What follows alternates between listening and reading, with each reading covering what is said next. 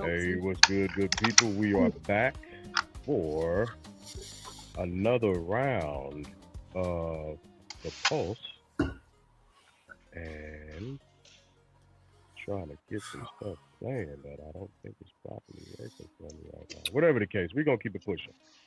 We're gonna keep it pushing. So, tonight we're gonna talk about some things tonight. Before we do that, as always, let me see how everyone is doing. Of course, starting with Stephanie and Lynn. Hola. How y'all doing? Hola, ¿cómo está? How you doing? A little frustrated, but we working it out. Tom, how you doing? Oh, Yeah. I'm doing great. No. We How's pushing. y'all's good? How's y'all's week been so far? What's today? Wednesday. Yep. Been a long week. Yeah. But you know what? I guess to make it light, we had some fun over the weekend. That's We always did a we did karaoke. Oh. Oh yeah, that's my jam. Oh, That is my jam. Stephanie, what's your song? huh? I fingered. Yeah, what's your song? What's your song? Well, let's see. Actually, She was Anita Baker. Oh. Yeah. Okay. but listen, the whole experience was crazy in a good way because it was a place we had never been before. Because one of our friends was leaving, we haven't seen her in 10 years. Wow. And she's visiting for work, and she's living in France, originally from Congo. Oh, wow. It was a great story. So we met at this dive bar. It was literally a dive bar, and so out of the 40 people there, everybody was from a different neck of the woods. It was just like, what in the world? But it just all turned into this. Yeah, it was just like a cookout or something, and everybody was invited. Almost, no. That's good. So we got to sing about 6 times because that's how Better. small it was. So it was totally hype, and Lynn was singing. Tell him your song, babe. Jodeci. No, I did an Usher song. Oh, caught up. No, No. he was trying to do "Twerk It Out," but the guy didn't have that, so he did "You Make Me Wanna." Oh, we You said- make me want to leave. Oh, that's classic. Saving all the new ones for you, Jay. I love All it. the songs That's with great. the cherries, we're gonna say those for you. Sounds like a plan. Sounds like a plan. Lynn, how about you? Karaoke is with you as well? No, she went with her boyfriend. So I just Yeah, said that. I went with this dude named, they call him Buster. I went with him. Oh, all right. Call him Buster. And Got it, he was singing Ursha. Well, I gotta tell you this though, because it's funny. So the crowd, even though it was small, it was very diverse. So we had the alphabet crew at the table, LGTP. Yep. Yeah, okay. Yeah.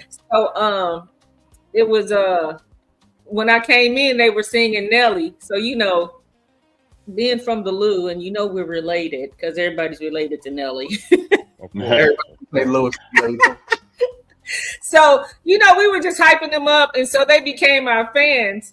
And when Lynn was singing, or when Buster was singing, they were like, "You better Ursha, you better Ursha." So it was hilarious, and they had the fans clap, clap, clap, clap. So it was just crazy. It was like we were on a Carnival cruise ship about to get kicked off. Oh, that's the best. That's the best time.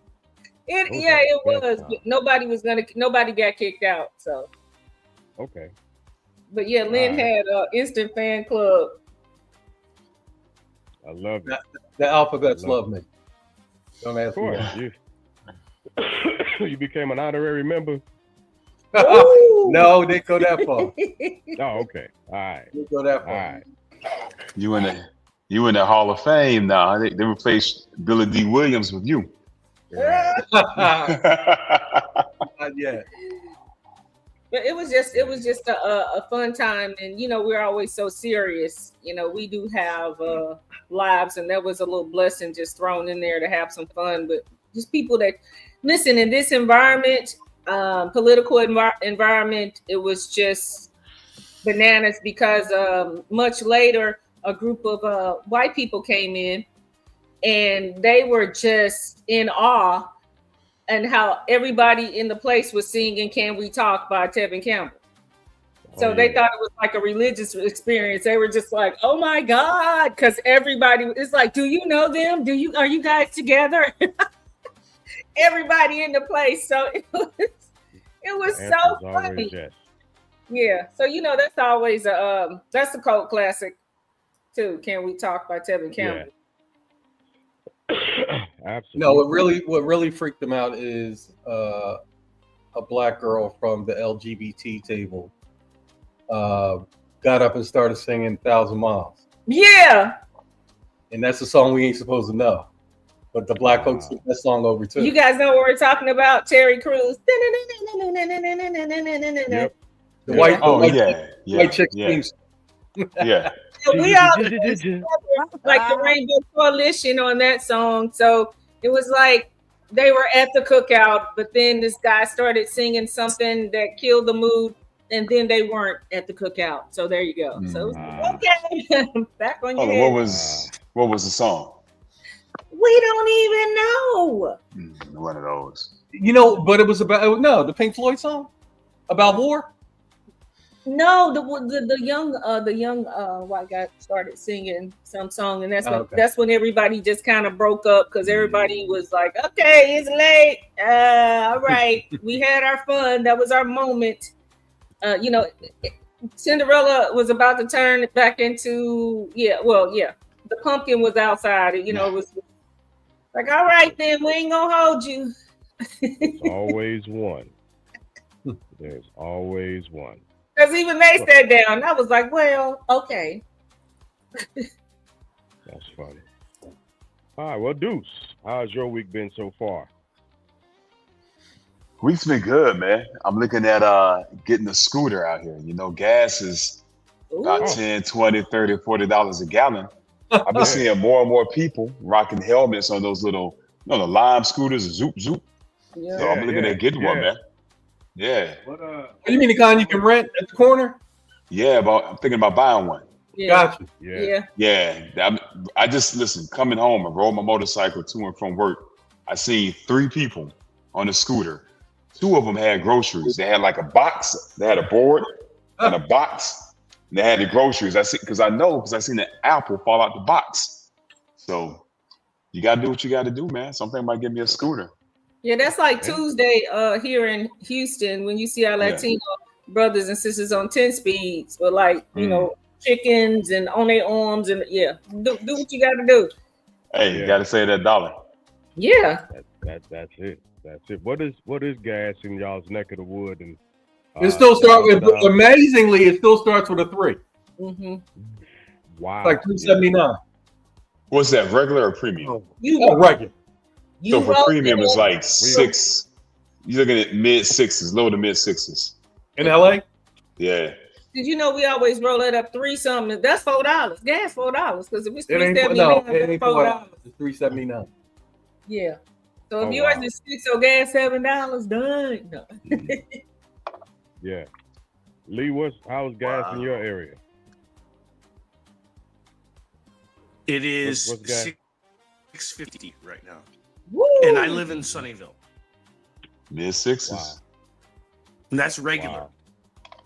Wow. Whoa, what? Ooh. Yeah. That's regular? That's regular. Yeah, it's $6.50, and I live in Sunnyvale, and that's regular. Oh wow, no, that's like the 87. You know what I mean? Like the fucking cheap gas that you get. Just don't have your car. Yeah, rocking out like this. And that's the cheap one.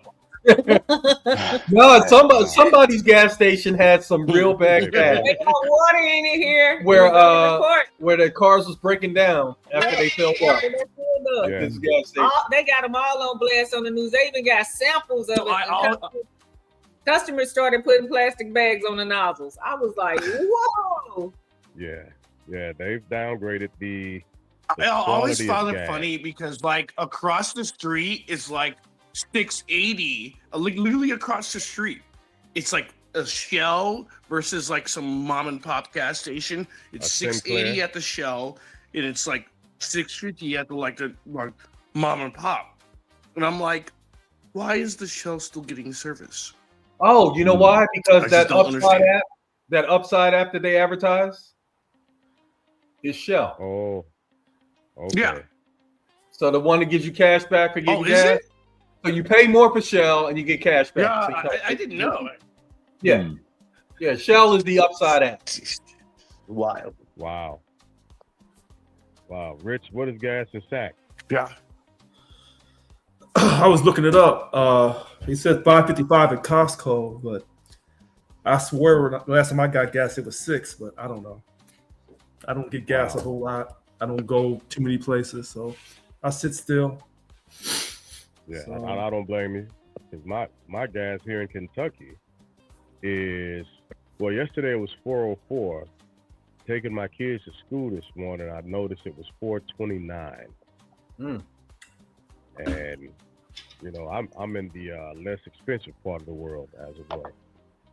But 429 here. That's so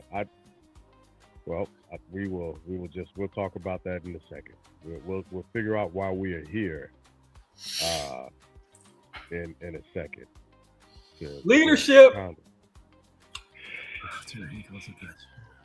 We're perfect timing. We were just talking about the cost of gas around the country. What's gas in your neck of the woods?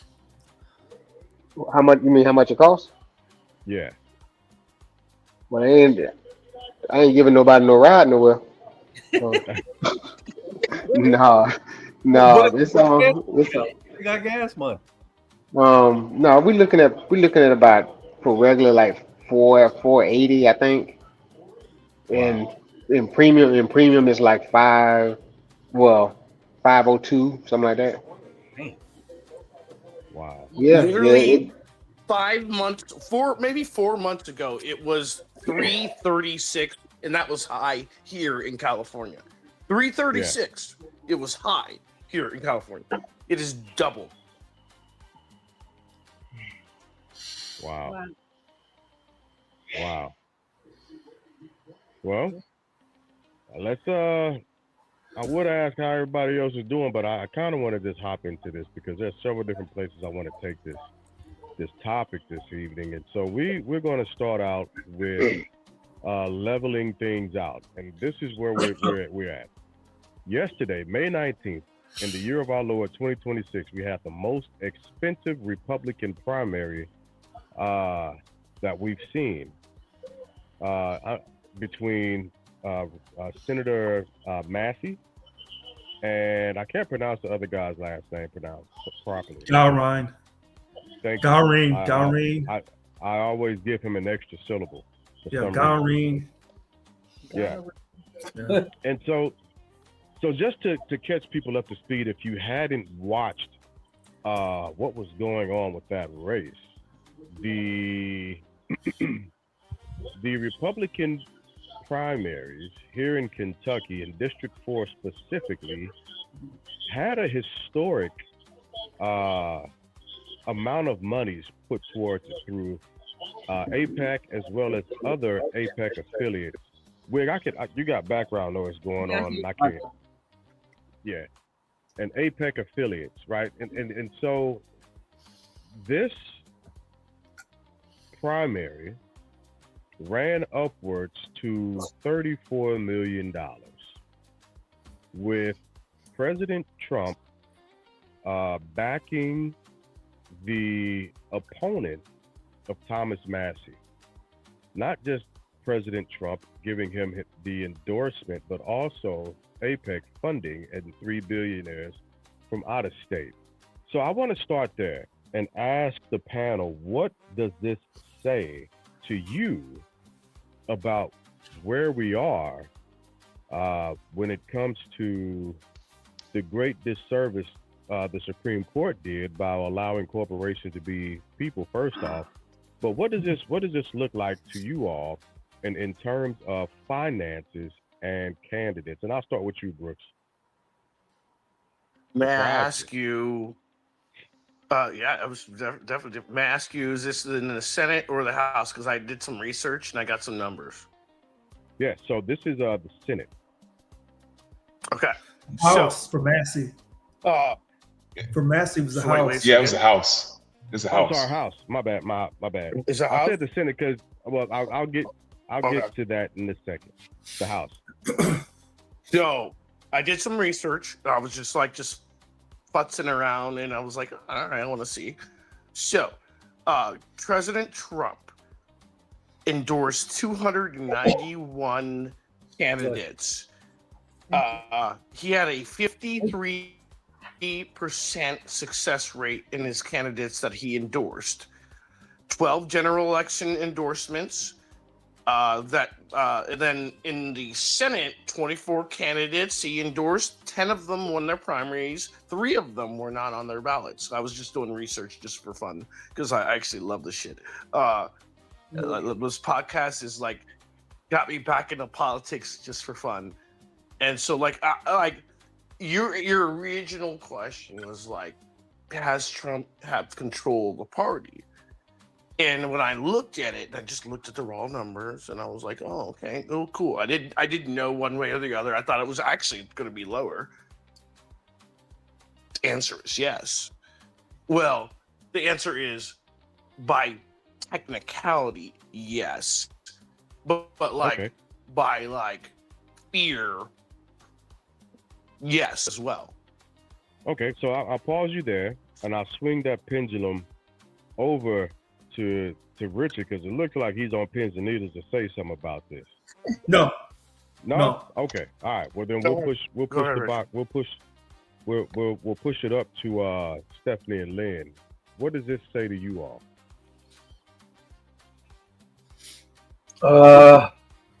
Money is power. Mm. And, he is unpopular a president as he is today. He still has, because you only need a few billionaires. What, 3 billionaires? 3, yeah. And it ain't like they didn't pay $1 billion. You said it was 34 billion? Million. No, Million. 34 million. Yeah, 34 million. 34 million. Yeah, they got that in checking. So Yeah. that's not a big thing, but unfortunately, I think you got a guy out that was willing to check the leadership, that was speaking truth to power, and power didn't like what he was saying, so they flexed their power muscles and got him up out of there. Hold on, I thought Massie won. No. No, he got crushed. Massie did win. I thought he won. No, he got crushed. Oh, I missed that. That's Massie. on. I think he that's my did. bad. Yeah, I thought he was. No, he lost He big won. time. Yeah. Double digits, Really? Jay? Yeah, no, Massie didn't win that at all. Was it double Massie digits, didn't. Jay? Yeah. No, Almost it double wasn't. digits. Yeah. Almost. It, 57 yeah, to it was 47. almost. Yeah. It was. Jay, Yeah. you 57 to Jay, 47. you sound a little Yeah, but more. there's some numbers like 57,098 or something versus 47 something. So it was like over 9,000. Yeah. Here, I'll look it up real quick. You sound Yeah, a little muffled, Jay. But 57 and 47 is over 100. No. It wasn't quite 10. But it was close to 10. Yeah, because I'm using different devices tonight. I'm trying to figure out as we're doing this. I'm working on my computer as well, trying to figure out if I can I'll put get the code exact in number. to I fix have it. the numbers. But I thought it was closer to 55-47. Hey, Jay, can I It say may have this? been. Well, So bottom line is Massie is gone. He got another one up out of there. yeah. So and that gives a ripple to people to say, man, if I do speak up, if I do speak what's truly on my heart and in my mind, this guy's going to end my run. So that's why, and you can go all the way back to his first term when you had Republicans getting up out of there. Hmm. Because, Mitt Romney Who's the dude with the looking like Eddie Munster? I always forget his name. He had that Willows Peak, young up and comer. Golly. I know who you're talking about. Well, anyway, Ryan. yeah, got Ryan Ryan. up out of there because it's like the analogy I made before with cycling. It's like either I'm going dope, which is the Trump Kool-Aid, or I got to get out of cycling. And it's the same thing for me. If you're a Republican that, is not buying what he's selling, you either got to buy what he's selling or you got to get up out of there. And that's unfortunate. Yeah. What's your I take? would agree with you, Lynn. But I was looking at the Senate, right, specifically, and I have this right, and Trump and backed candidates. There were 10 of them. They weren't even on the ballot that he backed. They were like, they just didn't make it, right? But they crushed the 10. That one crushed the opponent. I mean, annihilated the opponent. Now And so remember, I was these doing the math. these And are I have the site that I can source you guys, everything like that. yeah, and remember that these are just to see who's going to be able to debate the opponent in November, right? So this is him crushing. Yeah, his this own is party. I 2026. wanna- This is just only yeah, 2026. Yeah, I just For the I just primary, throw- the 2026 for the primary. Yeah. Yeah, it's Yeah, for like the these dudes, primary. like the people, he's. This is only 2026. Yeah. So Wig, where are you at with this? And I wanted to look at it. Well, hold on, Brooks. Me Wig, where or are you at Lynn? with it? Wig. Can you hear me? Yep, we got you. Listen, listen. These guys, Massie and Cornyn, voted for this guy 99.9% of the time. That part. Right? So Massie got kicked out because he would not give up the e-file thing. Right. Epstein.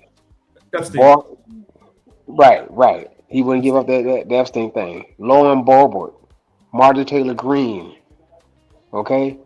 Cornyn or whatever his name is. Yep, Cornyn. Right. So my point is this. If you can't see that this guy has no loyalty to anybody but himself, how can you follow somebody like that? You can't be a leader and you can't be a leader. You can't lead by fear. Mr. Wig, there's one catch to that. So first, Lynn, you were right. It was over 10,000. It was over 10,000, the vote. 10%. Yeah, he went over 10,000 votes more. Gallery over Massie. Oh, final count. Yeah. But Mr. Wig, when you say that he has no loyalty, when we get to this part of the show where we talk about that 1.776 billion that's going to be given out secretly after they assign the 5 people to the panel, those 1,600 people who got that blanket pardon, they'll never accept what you say because they're about ready to collect off that 1.776 billion.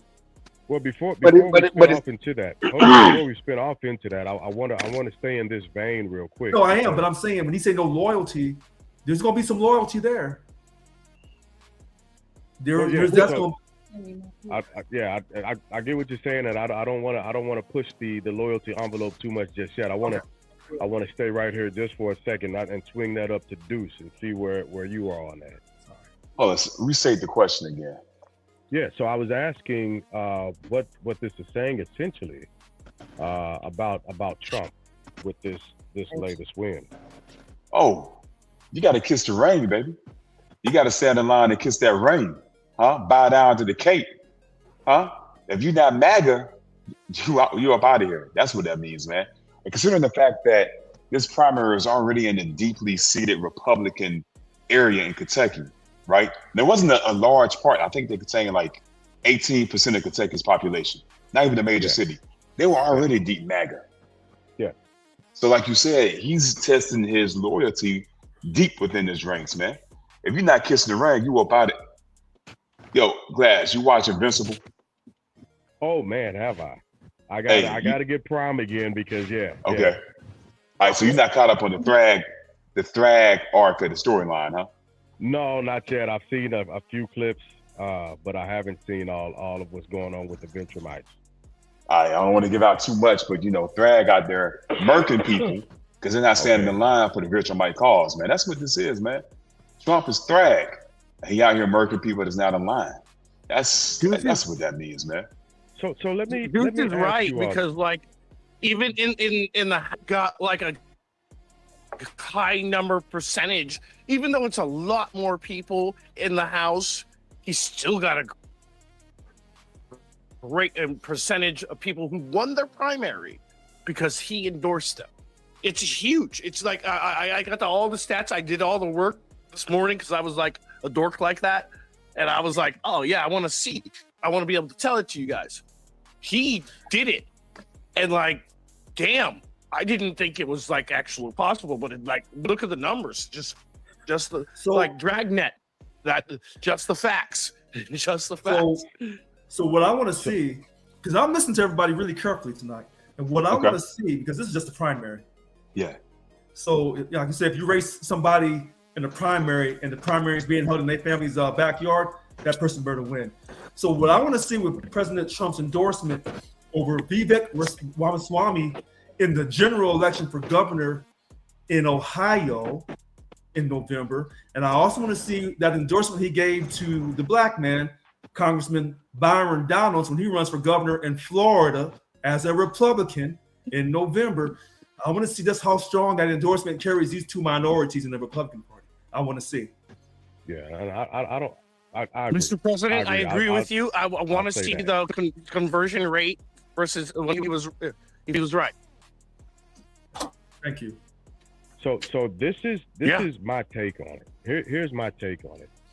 I think mine is a bit different than what everybody else is saying, and the reason why this is why. In Trump's first term, he could have done this by himself. He could have backed somebody just by him thrashing them on the microphone, and that would have that endorsement alone for the candidate would have gotten him what he wanted. He's not able to do that anymore. He had to bring in, and I know AIPAC funds everybody, right? I got that. But the amount of money that AIPAC had to put out and push out in order to get to yield the same results shows that there was a slippage in power. No. If AIPAC, no, hold on. If AIPAC would not have given him, and I'm saying this because I've been going through the different rooms here in Kentucky to the different areas. I was in District 4's area as well, and I was watching how the Republicans were split in that room, right? And so if AIPAC would not have come through with the budgeting for Trump at this point in time, the results would have been different. The power came from that actual maneuvering of funding that Massie would not compromise himself to take. Because he is introducing a bill to make AIPAC and its affiliates actually register as foreign agents. Go ahead, I'm listening. I got to take care of my cat. Give me a second. So, hold on. That point you made is really important. But the fact is, has the power within his base. No problem. The reason why AIPAC got so heavily involved in this against Massie, if it wasn't for Massie, there would have been no F-files released. That's why they got him up out of there. And then he doubled down and said, I don't believe that we should be over in Iran. That's the double down. And then he tripled by saying, oh, since you're trying to run me out of office and I already know about this, I already been told ahead of time, now we're going to make you register as a foreign agent. And then after he lost, he said something kind of slick, possibly anti-Semitic, possibly about something about over in Israel. I guess Israel was he was trying to call the incoming member. He was trying to concede to him, but he couldn't find him because he guessed he was over in Tel Aviv somewhere. So now when I looked up Garin, I don't think he's Jewish. But No. if he's just trying to say that AIPAC has bought out Garin, okay. So I think that AIPAC, regardless of what Trump was going to do, AIPAC was coming to get him gone.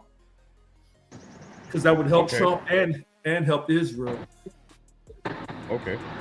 So with that being said, one of Garin's messages is that he is going to be a mouthpiece for the people that he's representing in the district, right? So my question is to the panel. Here's the next question. Here's the next step in line with this AIPAC funding from the most expensive primary that we've seen happen in our history. The question is, does he owe a debt, and can he actually represent his constituents properly? Can I reply to you, James? Well, hold on. I gotta swing that to Deuce first. I gotta swing that one to Deuce. You had to blast him first. Man, when you owe somebody that type of money, you don't call the strings. You don't call the punches anymore. You a puppet. He a puppet. He's an Israeli puppet and a Trump puppet at this point, man. He got Netanyahu and he got Trump's hands up his butt, working his mouthpiece, man. He's not for the people. Does he have on gloves or never mind. Oh nah. Hey, how Ice Cube said it, no Vaseline. That's how he doing it.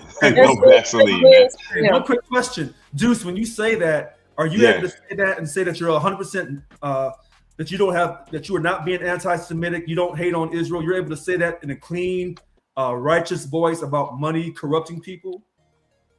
I don't know how the two correlate because I was speaking specifically about Netanyahu. Because back in the past, if you ever spoke against Israel, you were considered anti-Semitic. Oh, now, I got you. That's why I was trying to specifically say Netanyahu. Far left, far right, or they're just mad at the war, or Israel has got his hands in the cookie jar. So I'm asking you, when you say that, you're saying that 100% with no type of anti-Semitism towards Israel or to Israelis or to Jews in America. I'm cool with the Jews, man. I just watched a new show from Seth Rogen the other day, man, on Apple TV. Just asking. Yeah. In fact, he was on the episode of The Boys too. Yeah, I'm down with Seth.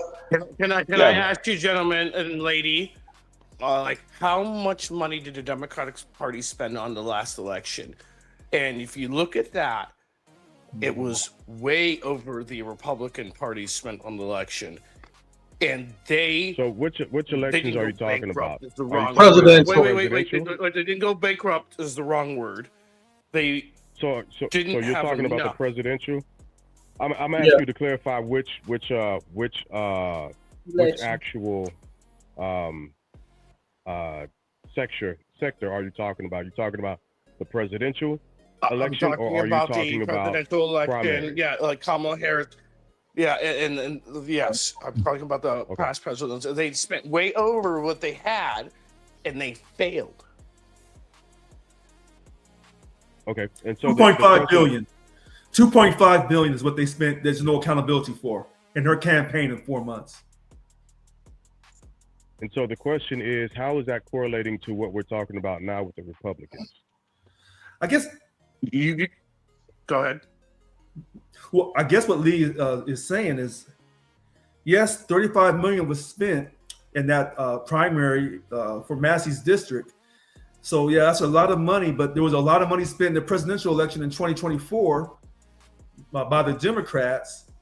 So, like Lynn and Stephanie were saying, when the Supreme Court ruled, I think it's in 2010, about corporations can spend money in these elections in an unlimited amount, then what do you expect?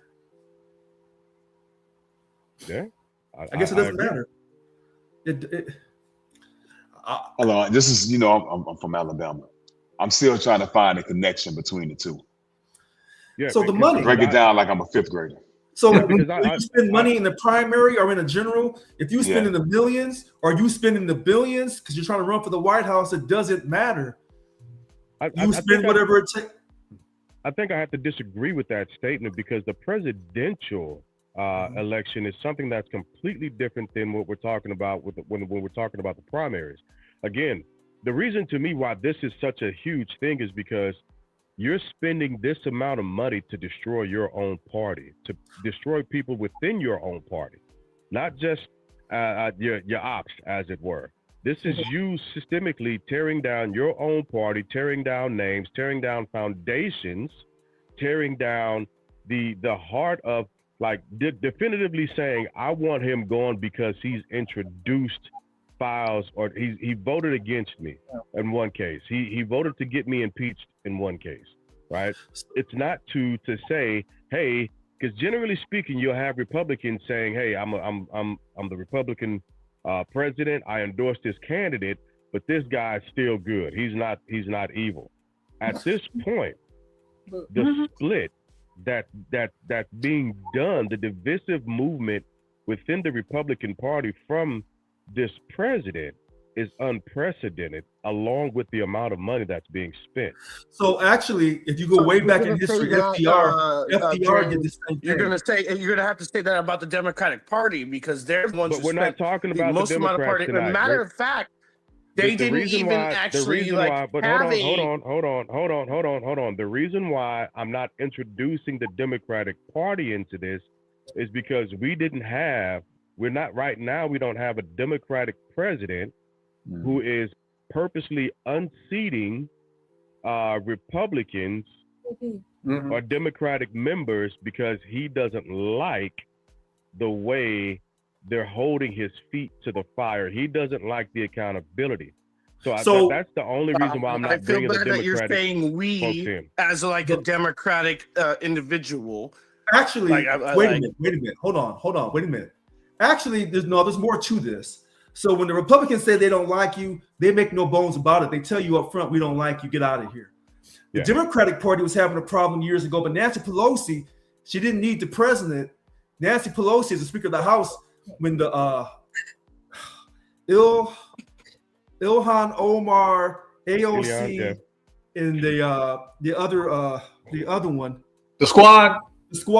When they came up in there, rough riding, and they said, we're going to do things way different. And Nancy said, well, hold on. Come over to the office and let's talk about this. And when they had that talk, they fell in line. So Trump, and I'm not saying you're wrong, Mr. Glass, but Trump is kind of in your face. I don't like you. I'm from the East Coast. When I don't like you, I let you know I don't like you, and I'm going to run you out of here. The Democrats, they all smile and say, well, come on, and let's talk behind the door. And then if you get out of line with them, Mr. Brown, you'll be out of office too. I'm sorry, Rich. I'm sorry, man. I can't. The whole comparison about the left and the right, man, it's driving me crazy, man. It's like trying to compare apples to bananas, man. It's not the same. It is not the same. And listen to what I'm saying. I'm not saying both of them are going straight to heaven. I ain't saying that, man. But we got to understand that we're going to tilt the ground here. And one side's a little bit higher than the other. They're both going downhill, but one's higher than the other. One. All right. Two, we're talking about how to consolidate power, man. This is like Goodfellas, man, when Jimmy started killing his own crew. Remember that? Jimmy started killing his own crew to consolidate power. And that's what Trump is doing right now. He came out after the campaign. I don't think it was during the campaign. Once he was president, he said he needs loyalists. He don't care about your job skill or your resume. He cares about your love for him. And that's what he's doing, man. He's saying true to that word, getting his lawyers so they could put up a good fight for the midterms. We see the gerrymandering going on. They're already talking about voter identification. Lynn and Steph talked about how they were moving polls like they're playing hide and go seek in Houston. So there's going to be more of that going on if he gets his No, they did that in Dallas. Okay. I mean, yeah. Houston don't play that. Hey, the Crescent City don't play, baby. But that's what it is, Rich. There's more at stake. And granted, yes, Democrats, they smile in your face, have the conversation behind your back, right? But the way Trump is doing it, man, come on, talking about your family, he'll talk about he'll talk about Glass's cat. Hey, man, don't talk about stir fry. I hear what you're saying. I kind of disagree with you because, like, literally, like, if you look at the election, and I'm talking about the national election from Kamala to Trump, The Democratic for Party clarifying. spent way more money than the Republican Party, and then lost it. Not only lost the money, they couldn't afford it, and then they still lost the election. I That's get what all you're I'm saying, Brooks. Like, But all that's that, all I all was that saying. mumbling I did, nothing was about money. It was about consolidating power and the influence that they can use with that power. 100%. That's exactly what I'm speaking to. Like, how you do that is be smarter, not just like throw money at it. And Trump was smarter than the Democratic Party at doing that. You look at what he did. Look what's happening now. You know what? So let me insert this real quick, because I was talking to Rich earlier, and what I will say, and I'm going to hold off on the full message that I gave him, because I'm still balancing some stuff out. But the Democratic Party, right? And I'm not saying that the Democrats are stupid. That's not what I'm saying. But the Democrats are wasting time by not capitalizing on the messaging that they have the opportunity to get out right now. The Republican Party is so fractured to the point that what's that little dude? Nick Fuentes is waiting. He's in wait with his groypers to continue tearing the Republican Party establishment down. And the Democrats aren't seizing the opportunity to help to capitalize on this. Now is the best time to say, hey, black voters, look what the Republican Supreme Court did to y'all. Right? We want more than just 90% of your vote right now. You know what? Asian community, since they did it to the black community, guess who? They have the opportunity to spread as much fear as the Republican Party was spread. They have the opportunity right now to begin to get as much grassroots money coming in for the midterms. They could prep the midterms and set themselves up for a sweeping win if they were able to get their messaging down packed together, but they're losing the momentum. They're not that smart, That's just James. my thoughts on it. They're not that smart. They're too slow and they're too stupid to actually like put it together. It's so wild that the Republicans is going to win on like just dumb luck by they just doing what they normally do. And the Democrats are not going to learn the lesson that they got beaten down by putting Trump back in office. That is the problem. Right there. Wig, That is Wig, the what you crux got? of What the you problem. got, Wig? I see you. You about to say something. Hey, I gotta unplug my computer. First thing first, man. Y'all forgive me. I done took me a couple of gummies, so I'm good. But first thing first. Did they kick in yet? Yeah, they getting there. Just getting there. First thing first. You don't do that. What's it, Brooks? Don't do that. Don't say Trump is smart in the same sentence. Don't do that. Don't do that right there. All right, let's have some decorum in here, bro. Don't do that right there. Cause Sophia I home promise you. now. Sophia home now. Because I promise you, Come everything on, that man. Like, I'm a smart man, dude. no, I'm just come on saying now. what I see. I am saying what I see. No, you didn't. No. Go ahead. They say talent generally skips a generation. So I'm pretty sure his grandkid's gonna be sharp as tacks, but he and his son. Bring it on if you want to challenge me on talent. No, but this is what I say though. When you're spending this much money in an election, we're not being being represented by anybody. Yeah. We don't have check. There is no Congress anymore. There is no checks and balances anymore.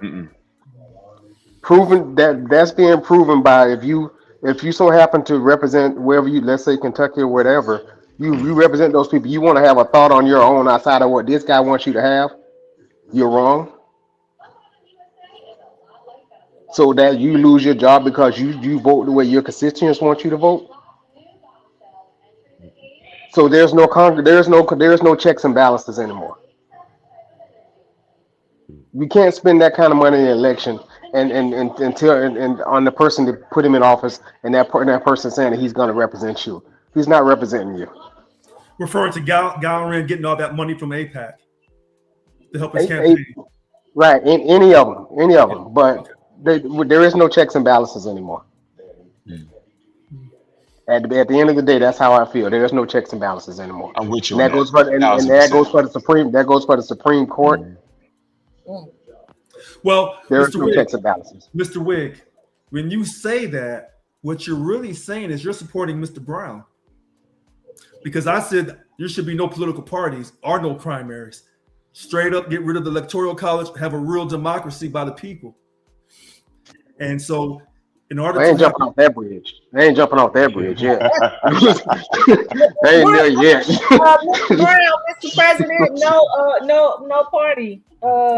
You know that's how it started, right? We didn't just wake up to Democrats, Republicans, and Independents. It started that way, and we ended up where we are now because of things that those parties were liked. Those parties started. No. When the country started, those parties came within a couple of years of the country starting. But what I'm saying is that they had to get to a point to get there, and they didn't just wake up Democrat and Republican. And like a Republican today is much different than what it started off as being. Same thing with the Democrats. So you're just you just want to clean. Are you saying that you just want to wipe the slate clean and start all over? What I'm saying is, as long as you have two major political parties, you will see no change in this country. That's what I'm saying. So when you say what brings a change? A third party? Either you have a third, fourth, and fifth, but the most important thing, even if you have a third, fourth, and fifth, and you have candidates running in those third, fourth, and fifth parties, if they accept any money from lobbyists, they've sold out already. You would have to almost self-fund yourself or only take small donations from the people. Allegedly, when I voted for Bernie Sanders, I think back in 2016, the primary, he allegedly was doing that. Allegedly. Richard. But that didn't work at all in any way. What you're suggesting is telling people from now on, when you want to buy a house, there's no mortgage company. Just go out. You got to save up all the money to buy the whole damn house or car. So I didn't say that. Or franchise or whatever. That's never going to happen. So what I said was I don't believe in political parties. That's why I don't believe money and what Deuce was saying. Power. So again, as long as you keep voting for one of these two major parties, don't expect anything. And don't expect no checks and balances. Because what they do that's not true. But here's what I have for the pen. Yeah. Give me a Democratic president, whoever stepped up to the microphone and said, I'm getting this Democratic person out of the House or Senate. Just give me one. FDR, back in the past. Who? FDR. And see, like I said, Richard, if you need a time machine to make your argument, you got to first, wait a minute. Listen to this. You can name the president, name the senator or House person. Name that person, but you can't. First he asked me name a Democratic president, and then when I named the president, then he says, "Oh no, that's not good enough." No, that's a long time ago, Rich. That's a long time ago. But wait a minute, hold on. Hold on. All right. Let me reframe it. In your lifetime, Rich, give me the Democratic president that stepped to the microphone and said, "I'm getting Richard Brown primary." But wait a minute. One. Wait, no, you're right. But let me go back in the past for a second. See, America loves. Yeah, I always say when people are right. I don't have a problem. No. She said sometimes you tell me I'm not wrong. That's what she was whispering in my ear. That too. So I got you're right this time, which is like, that's what you're aiming for. Okay, listen. That's higher level. America loves to talk about the past of the glory days, but when we as Black folks talk about the past, we don't see so much glory, and then they get mad at us. The reason why I say FDR is because of Social Security. He was the president, a Democrat. So when a lot of times the Democrats say we've always done all these great social programs, they're kind of going back to him. And so I'm going to give him credit for that. Was he a perfect president? No. Hold on. Did he want Black folks to get it? No. I don't think so initially, no. No. I don't think so. Okay. No. Hold on. What I have to remind people all the time is, there you go. Guess what? So listen to this. There are white people in power at the top of both parties. Right, that's right. So when the Democrats talk about the great social programs that they're responsible for, they're kind of starting with him. I never said he was perfect with black folks. I didn't say that. I just said when the that wasn't my question either. Right, My question right. was, So, did he want black people to have it? Well, That was my nobody question. wanted blacks to have anything. There So you go. listen, when I'm gonna say this again, when the Democrats talk about the great social programs they have done versus the Republican Party, it kind of starts with FDR, and that's why I said that. All right. So when I say things on behalf, or if I give credit to the Democratic Party on certain things, okay. If I give credit to the Republican Party and how they originally started and all those great things, okay. So I want to be unbiased towards both parties because I don't belong to neither one. Neither one. I mean, I'm on neither one's payroll. But if you're going to have a true election, you got to get rid of the Electoral College. You got to take money out of politics. Now, here's the one thing this is what I was trying to get to you with you, Lynn. I think what the Democrats are going to do, let's just suppose hypothetically they win both the House and the Senate. They got to have it in their game plan other than the impeachment and the removal of the president, because that's coming. If they get both houses, if they were to get a super majority of that Senate, he's gone. So I don't think he's gone. Okay. I think the Supreme Court's gonna come in and save him, man. No. He's gonna use that thing like an Uno reverse. Don't do that. Don't do that. If Like they an Uno actually reverse have plus the a numbers collect port. No. If they have the numbers to Oh. fit, he's gone. Listen No, to he this. ain't. No, listen. Y'all hold on, are Scott. crazy The to problem is they think never have the number it to could be convince. 100% Democrat, 110%. Wait, That means you went over the number of Bruce, Democrats. Dude, He ain't getting out of there because the No, Supreme Court not got the his back. Democrats. It's Like the Cadillac. spending. Richard too. Wait a minute. But Hold on, like, Richard too. in real Hold on. life, in the real actual you hear thing, that? like if the House and the Senate say President Trump is gone, he's gone. The Supreme Court can't save him. That doesn't work like that. No, just listen to doesn't how work I'm like saying this. Listen to how I'm saying this. When you do certain things to black people, that's one thing. But this particular president has done so many things to so many people that I do believe the Democrats are so enraged at him. Beyond the Trump derangement, they are so enraged at him that I do believe that they're going to say, "What's the count of the Supreme Court? Oh, it's 6-3. We're going to put more justices on there, and we're going to overturn every decision." That's a lot of kindness, brother. You think they'd stack the courts? Yeah, they're going to You know what I'm saying? That's a lot of kindness. That's a lot of kindness, brother. Okay. What happened You this know, week? we're not trying to give What out something to the happened this week? Democrats. Like Trump now doesn't have to have his tax. Wait. Trump now doesn't have his tax returns audited forever. That's what he did this week. Well, no. Are you referencing the draft that Attorney General that the interim AG just pushed out to protect Trump against any future lawsuits for taxes? Is that the one you? Not the IRS settlement. Yes, IRS settlement. Yeah, it's IRS settlement. Yeah. I wanted to make sure that everybody was on the same page. That's all. Go ahead. Yeah. What's the settlement? What's the settlement? What's the settlement? He does not have to have his back taxes or tax returns looked at forever. Correct. Or his family, or his affiliate. Or his businesses. Forever. So, I got a question. I don't think that deal is done. Yeah. That's what cement. That is. Oof.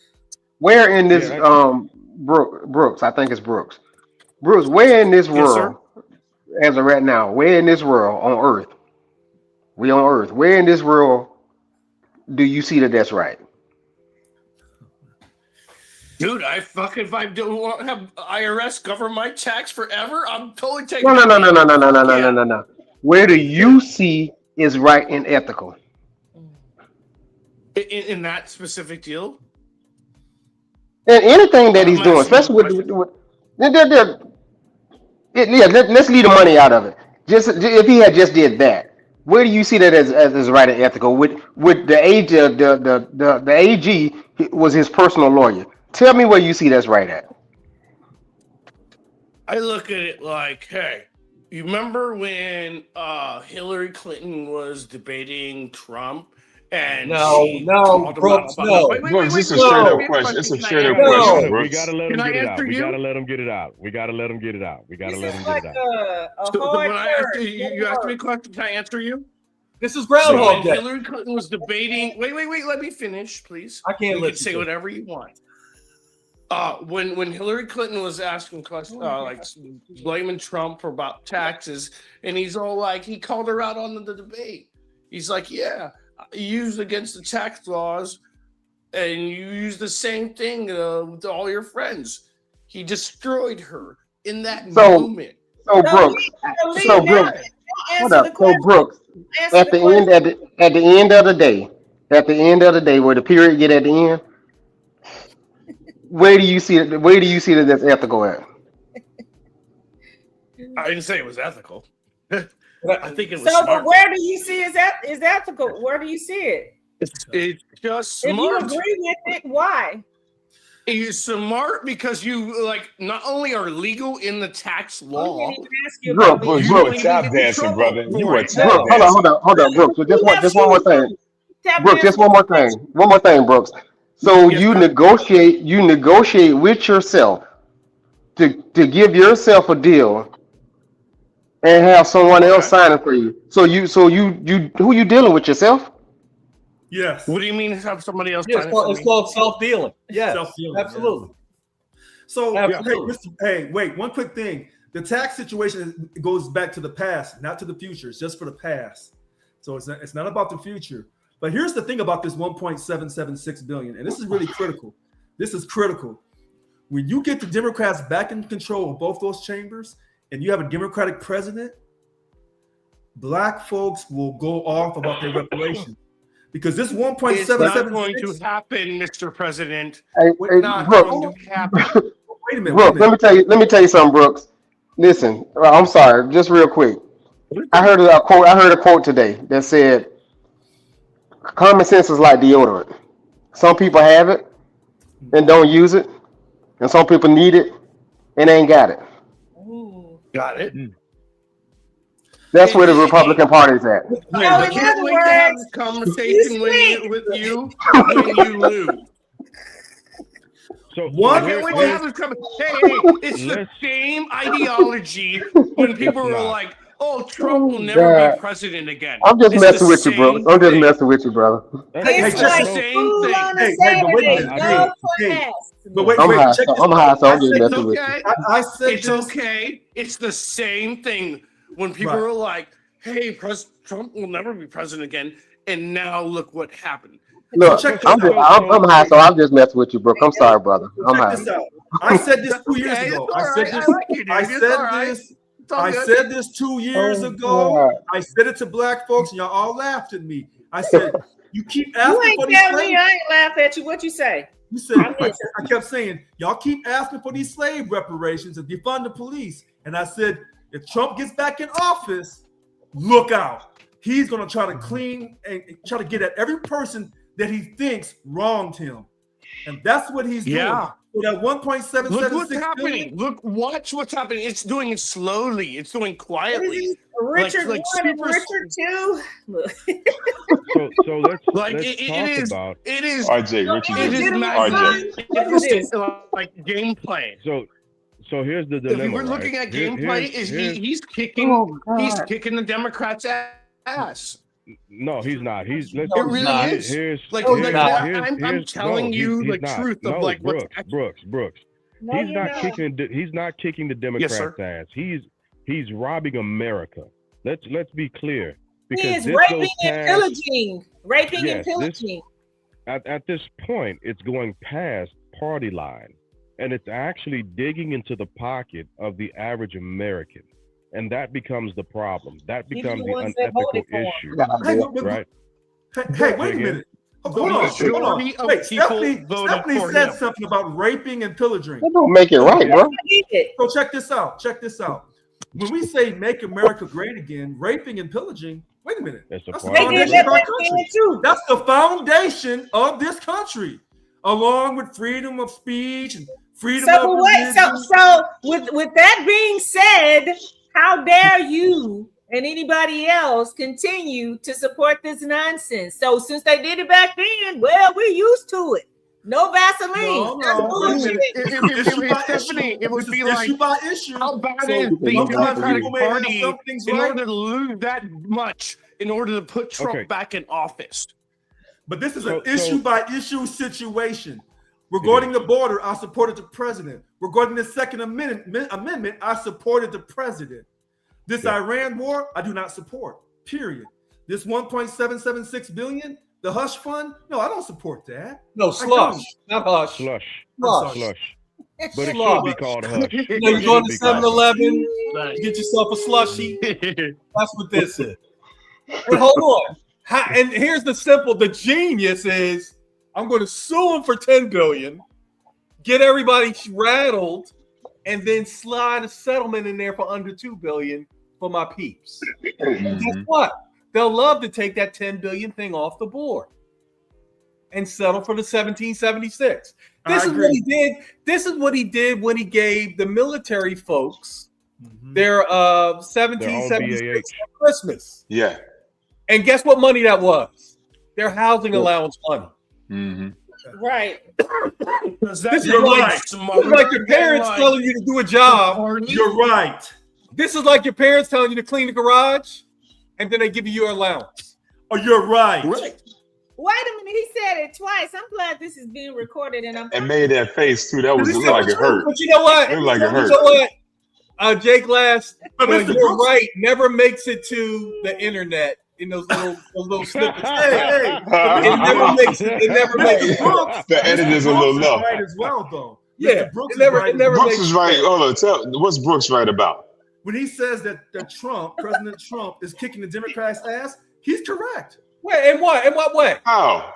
Just by getting on their last nerves, doing whatever he wants to do, doing whatever he wants. No, he's not. Okay.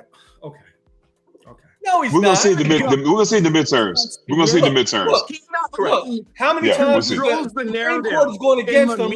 16 times. Go ahead, Mr. President.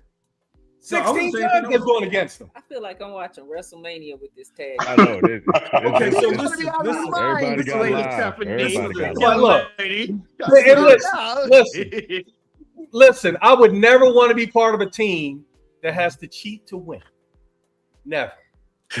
This is America. That's the foundation of this country. Never. And listen. You got to. If I'm on a team and I see my team cheating to win, I'm out. Yeah. But that's the foundation of this country. This we're talking about cheating. That's the foundation of a corporation. I'm not condoning. That's the foundation of capitalism. I'm not condoning gambling, but let me tell you what Polymar has. Let me tell you how what Polymar has right now. For the Senate, who's going to win the Senate in 2026? They say the Republicans are going to win 53% to 49%. The House, Democrats win 81% to 21% Republicans. Still have a split Congress. Wait. Read those numbers again. All right, so the Senate, Republicans, this is on Polymart.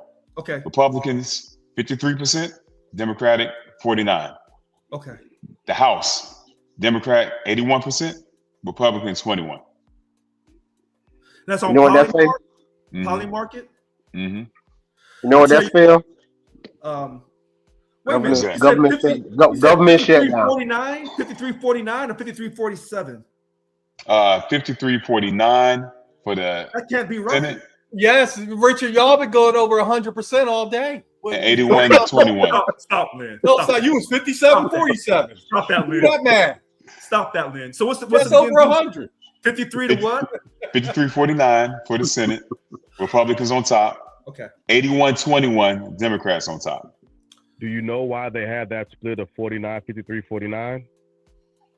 Because it's still possible for the Democrats to take the Senate. It's a close call. That's why. That's a close call. That's why. That's the one that's going to have the most money flowing in. Okay. So I didn't know that. So this is a great point. I really believe in my heart that Keisha Lance Bottoms is going to pull off the governorship in Georgia. I really believe that. Yeah. Okay. And I hope that the black turnout is, after all this talk about the Voting Rights Act, I want to see you show up and show out at that voting booth. Okay. Mm-hmm. But I say that with twice the strength in Texas for James Tallarico. And I don't even like him. I'm still mad about Jasmine. So I hope that black folks in Harris County, I don't know why he's not down there in Harris County at every black person's house every single day eating chicken and doing whatever he has to do. Because those black folks down there could put him over the top. Racist. And if Jasmine goes down there to Harris County with him, it's a wrap. They can do a little video like working with Christian Menifee right now, trying to get him to because the Menifee Al Green thing, where we should have had 2 black folks fighting for us, right? the redistricting is making it now only one of them survives. But and they're doing that vote right now. The primary, so right? This is runoff. Okay. This goes back to Lee's point about the Democratic strategy. Like, I don't know who they're bringing in to help with this stuff, but they're off. They're horribly off, because Rich is right, Brooks is right, in various stances, right? Yeah, James, like at this point, because again, I'm not just disappointed with the black vote in Texas. We had a brother that's running for city council out here, and he pulled up the numbers for this area, and 74% of the vote didn't happen. 74% of people that were registered did not come out. Black folks registered to vote, didn't vote. Didn't come out. Why? No, black folks or everybody? No, he's talking about black folks. Well, right now I'm talking about everybody. I got to go back and do it by actual demographics, but I'm still going to say that looking at the people who won, the black demographic stayed at home. They stayed at home. Why? And what are the streets saying? There is no why. I'm not getting a why. The woman who I had my daughters volunteering with to assist with her campaign. I'm disappointed with it, because I have 3 beautiful daughters plus my handsome son, kids. Took them to a meeting with her, sat them down with her, and told her, listen, wherever y'all need them to be, that's where we will be to assist your campaign. Yay! Do you know how many callbacks I got from that? Zero. Not a damn one. Not a single goddamn one. And it's a sister, and she lost. She got slaughtered. And she shouldn't have. Because honestly, she was probably the most qualified candidate that should have gone to the primary for this. But because of the inability to properly organize, reach out, and actually keep touch with your base and mobilize people, we continue to lose our vote. I'm with Richard on something that he said a while ago, and that is the disappointment that I'm continuously seeing in our community when it comes to this voting, us standing on our shit and being out there and actually voting. At some point, you have to say, you know what, they deserve it. We're not doing what we're supposed to do. Right. Like they deserve it. We didn't do shit. Yeah. And that kind of goes to Brooks's point. The Democrats they're not doing the things that they need to do in order to win, to place themselves where they need to be placed in order to get to where they're I'll not give you guys a doing it. story. I was going to Redwood City on the cow train, and I met Daniel Chang. He was running for district attorney in California. And this guy is standing in like downtown Sunnyvale, like just standing there. Nobody's talking to him. So I go and talk to him. I'm like, oh, so you're Daniel Chang. And I'm like, all right, what do you believe? Right. And I'm just talking to him. And he's Democrat. Right. And I'm like, all right, cool. You know, like the things I find offensive is like, hey, you know, $950 you can steal in a place, and then like all of a sudden like you're not like being arrested for anything like that, or like all the car break-ins in San Francisco that you guys I don't know if you guys know, they're prevalent right now, and like they don't even freaking come. They don't even come anymore, right? Catalytic converters stealing like people, and he's all like, no, you know, I really feel like that it's different. I disagree with my former boss. You know, I'm like, all right, cool. But I don't want to hear like politicians going to tell me, yeah, versus like, I want to hear you actually say something that you believe. And he's all like, all right, come to X event, right? He invited me. And like, so I got a ticket, and so I'll go, but it's not there yet. But like, I get to ask him real questions. Even though I think like he's just a politician who's gonna say bullshit to me, but I'm gonna ask him real questions because I don't really care. Was he stupid? No, he was actually like okay. He wasn't stupid. He was okay. Okay. No, not at all. You know No, what? not at all. I had Let me make a note of that. today when I was in the grocery store, I met a lady, and she had on, it was a black lady. She had on a "I voted" button, and so I said, "Oh, you know, that's great." So she's 70. We got to talking about politics and everything, and making sure you're registered. And she was asking me if I was registered, and I was like, "Absolutely." She was like, "I can tell you're registered." I said, "Great, but I really am." And then I told her about the podcast.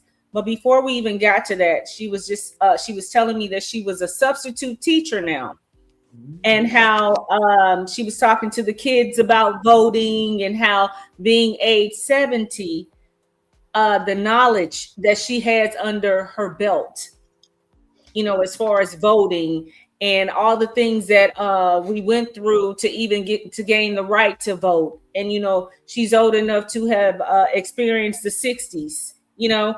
And so she was just saying how some kids and some people don't even understand or know the history still. And so she teaches that when she sews, because she's not teaching them the subject, you know.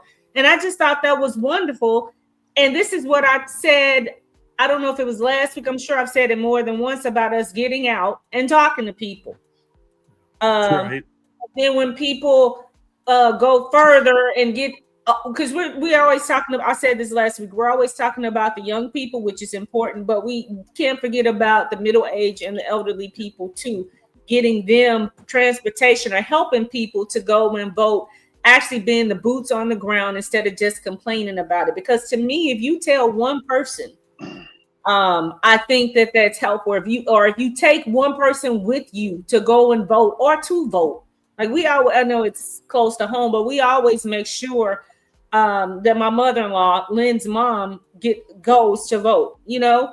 And you know, she might want to tell a friend or something like that, but they actually have people like Jasmine Crockett did that. She's not the only person that does that. There are so many unsung heroes, and we always talk about the people who don't, based on the numbers, of course, but then you also see the people that do, people like us, and that just don't sit up and get upset about it. The other thing is, when I was in Sam's the other day, I met a woman from Iran. And that was super cool. And it's been raining a lot here, so I had on my rain boots, and it's always a conversation piece. And she said, "I like your boots." And we were talking, and I asked her where she was from. And she said, "You know, the place where it's all in the news." And I'm like, just kidding. No, but... it could be anything. She said, "I'm from Iran," and we were talking about. She told me why she was in line, and she had some something that she bought. It was expired. She just bought it, but it was already expired. I said, "Oh, don't worry about it. They'll take it back, you know, because it's expired, and they'll give you your money back, or give you a new item." And she was saying how embarrassed she was, and I said, "Oh, don't be embarrassed, because one day, remember when Selena got me that Tylenol? My sister got me some Tylenol, and it was expired, so we had to take that back."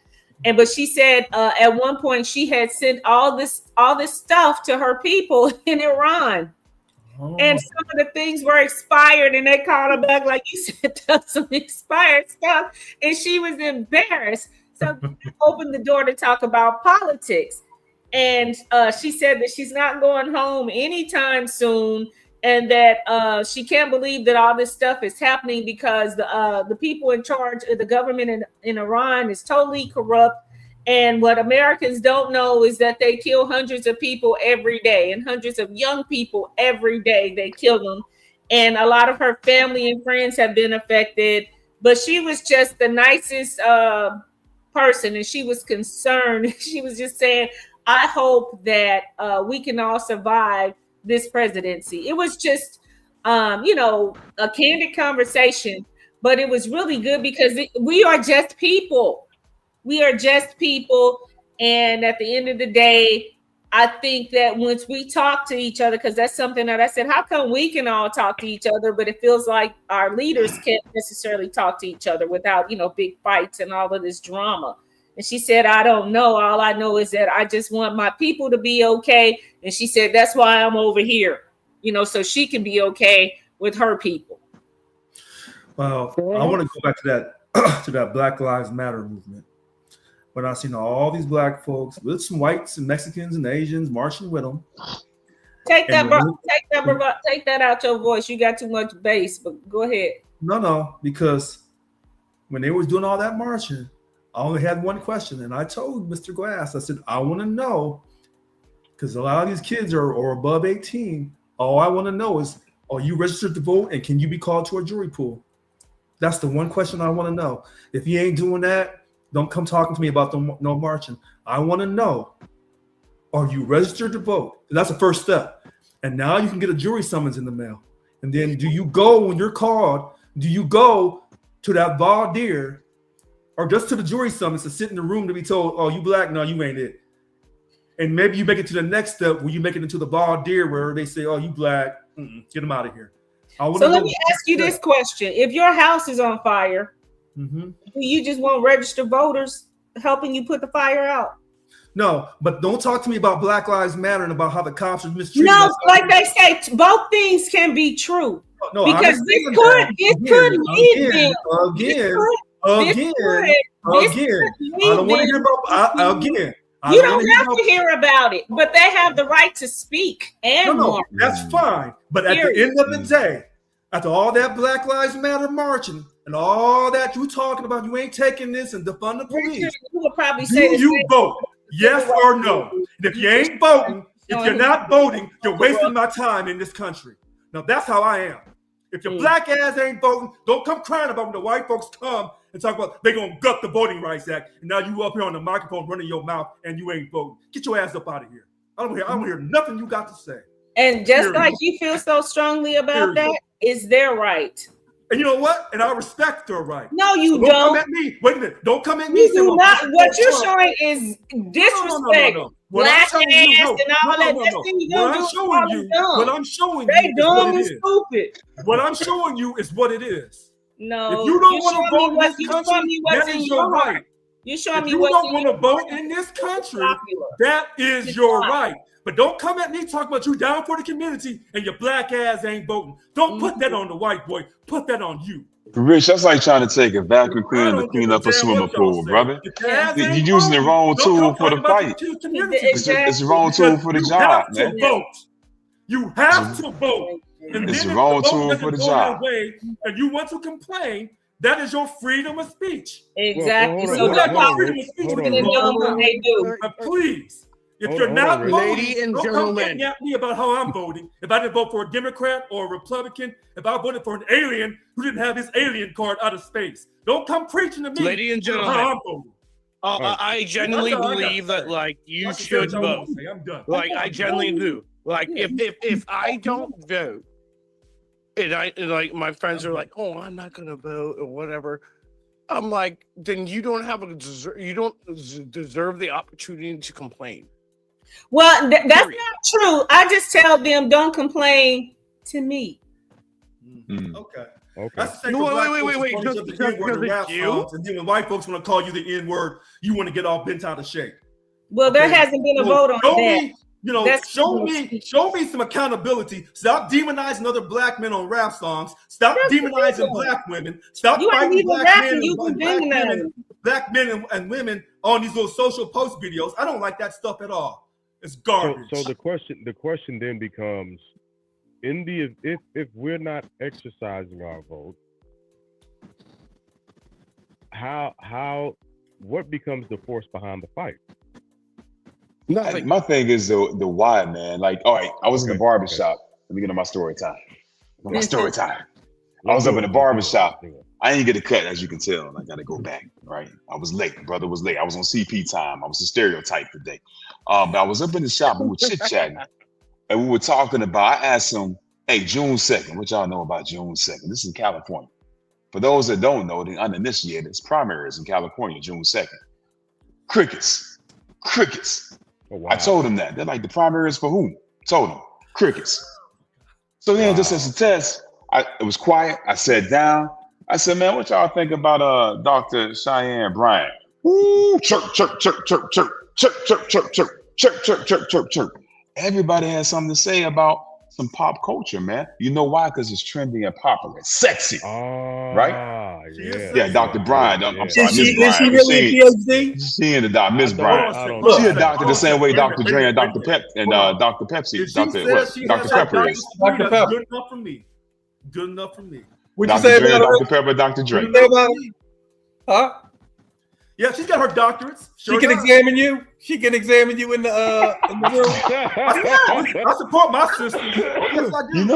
You know what it is, man. Preacher, because he keep wiping his forehead. He got him hot. They got my brother hot up there, man. I think, man, James, to answer your question, man, it's President/preacher pastor Richard Lewis Brown. Hey, James, to answer your question, man, they brought up something. They said politics. They know it's important, but it's not cool. Hurt my heart. It hurt my heart because I think Lynn said something like that. It's never been cool, but it's so meaningful, right?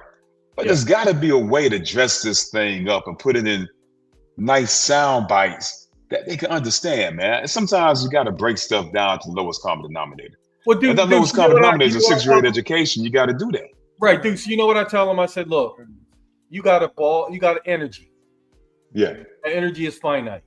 You can use that energy to register and vote, or you can use that energy to complain about your circumstance. Yeah. Now you can actually use that energy to do all three. Yeah. But what's the best use of your energy? Mm-hmm. Especially because, like, she knows that complain thing. Miss me with complaining, right? Like, if you ain't, you didn't vote. Then I don't want to hear nothing you got to say. I said, don't tell me. Because you don't want to hear what I'm going to have to say to you complain. You don't want to know why. You don't want to know why they didn't vote. Your black ass should have voted. If you don't, but I hear what y'all are saying, but here's my question. Not one of y'all asked why. I think why is the important thing. No, wait. Let's go back to why. We don't know why. I can't hear what's being said. I couldn't hear what's being said. Brooks was trying to jump in after Deuce, because I think that's a relevant ass question. I think that's probably one of the most important questions. Oh, who said the most relevant question? Wait. I'll say this, and guys, please, would love to hear your thoughts. If you don't vote, if you do nothing, you don't deserve the right to complain. Black, white, yellow, it doesn't fucking matter. Like, if you don't vote, you don't get out and you go to your poll, you do not deserve the right to complain. I think it's very elitist of us to say. That's your honor. That is like your literally right. You can say what you want to say, but you don't. I don't have to listen to it. No, Brooks, what you want to say? I agree with you. I agree with that. You don't want them to complain to you, because that's all. I agree with that. That's the only part you can control. No. I don't want them to complain at all. I know you don't. But you can't control that part. So check this out. Check this out. I know where Mr. Brooks is coming from. I want people to have their freedom of speech regardless of if they vote or not. But here's what I want to go back to that point what you said about Dr. Cheyenne Bryant. See, this tells me a lot. That's because you. So the sister is a beautiful black woman. Yes, she is. Yeah. Okay. And look at that forehead sweating. Look at that forehead sweating. But there's a different issue behind that. I got my Dr. Stephanie right here. Hold on. There you go. Hey, Lynn. Hey, I don't play chess. I recognize a queen when I see her. But I want to show you something about us black folks. When she was preaching and doing all that stuff, everybody was cool. But the minute someone questioned her on her credentials and she couldn't come across correctly, they tried to eat her up. Here, I'm gonna tell you why I don't like this. Now, Richard, do you know what happened though? When she was criticizing brothers, she was Dr. Bryant. Right. But when she started criticizing black women, so that's who came for her own people, black women. So, but I want to go back to something about how we view each other. When I defend Dr. Cheyenne Bryant, because she's not perfect, and I know I ain't perfect. Yeah. So when I see a sister or a brother from either political party or whatever they're doing in life, if you ain't selling kilos of cocaine, calling me the N-word, demonizing other black folks, not stealing the pension fund, and not sleeping with everybody in church, I'm going to kind of roll with you up to a point automatically. Okay. But when we can't defend our own, and she is brilliant, she's brilliant. When we can't defend our own, but yeah, you'll defend a rapper, you'll defend Jay-Z all day. He's a billionaire. He saved his money. He's an outlier. He's a writing genius. But this man has said the N-word and acted up and did everything he wanted to do, and we praise the ground he walks on. So we accept him for his character faults coming from the Marcy Projects, but we can't accept Dr. Cheyenne Bryant for possibly having some character faults. He never faked who he was. She faked who she was. But no, yeah, he's faked. Is she Rachel Dolezal? He's never Is she faked who he Rachel? was. Is she Rachel? This goes back to the voting, though. This Is she kind of Rachel? Yep. Here you go, Lynn. Yep. So this kind of goes back to the voting. When you see black folks jump on other black folks, got all the time in the world to criticize, knowing that they ain't gonna do a half of what Dr. Bryant has done. But yet you ask them to get your black ass out there and vote. Oh, I ain't really into all that. Okay, so all the older black people, 70 and up, some of them lost their lives. Medgar Evers and the whole list. Everything we went through coming out of slavery, you think that's the one thing we would do is show our black ass up and vote whoever we want. Act a fool. Rich, you act as though they had an incredible campaign to degrade how we view about voting. And yes, they did. We campaign. talked about that at the grocery store. This was not that long ago when they told us that our votes never counted and that it didn't count. I remember that. We talked about that in the grocery store today with the 70-year-old woman. And she was saying, yeah, that was like the biggest disservice to the community. It was just like propaganda almost. For who? Look, they was it us saying that to us? No, we were told. No. Yeah. So what happened with that, a little bit of a historical background is after Strom Thurmond and the Dixiecrats left the Democratic Party and switched over to the Republican Party, the majority of the white commoner began to vote Republican in the South. During that switch, during that movement, which nobody wants to actually acknowledge, the right on the heels of Reconstruction period, right? That's when we were told that our votes didn't count because they understood that the shift, because the Democratic Party was pushing in the progressive fashion for the black vote, LBJ, so on and so forth, but they didn't want black people to come out in mass and continue to actually do what LBJ said would have happened, which was for us to have us voting for the next 100 years for the Democratic Party. And so the value of the black vote began to get propagandized, back to what Steph was saying, to decrease our polling, right? And it was a very similar picture, right? Soon after 1865, and once Lincoln, before he got killed, once he said, yep, you know what? Those black men that served in the Union Army, they're going to get the right to vote, right? Now we got poll tax.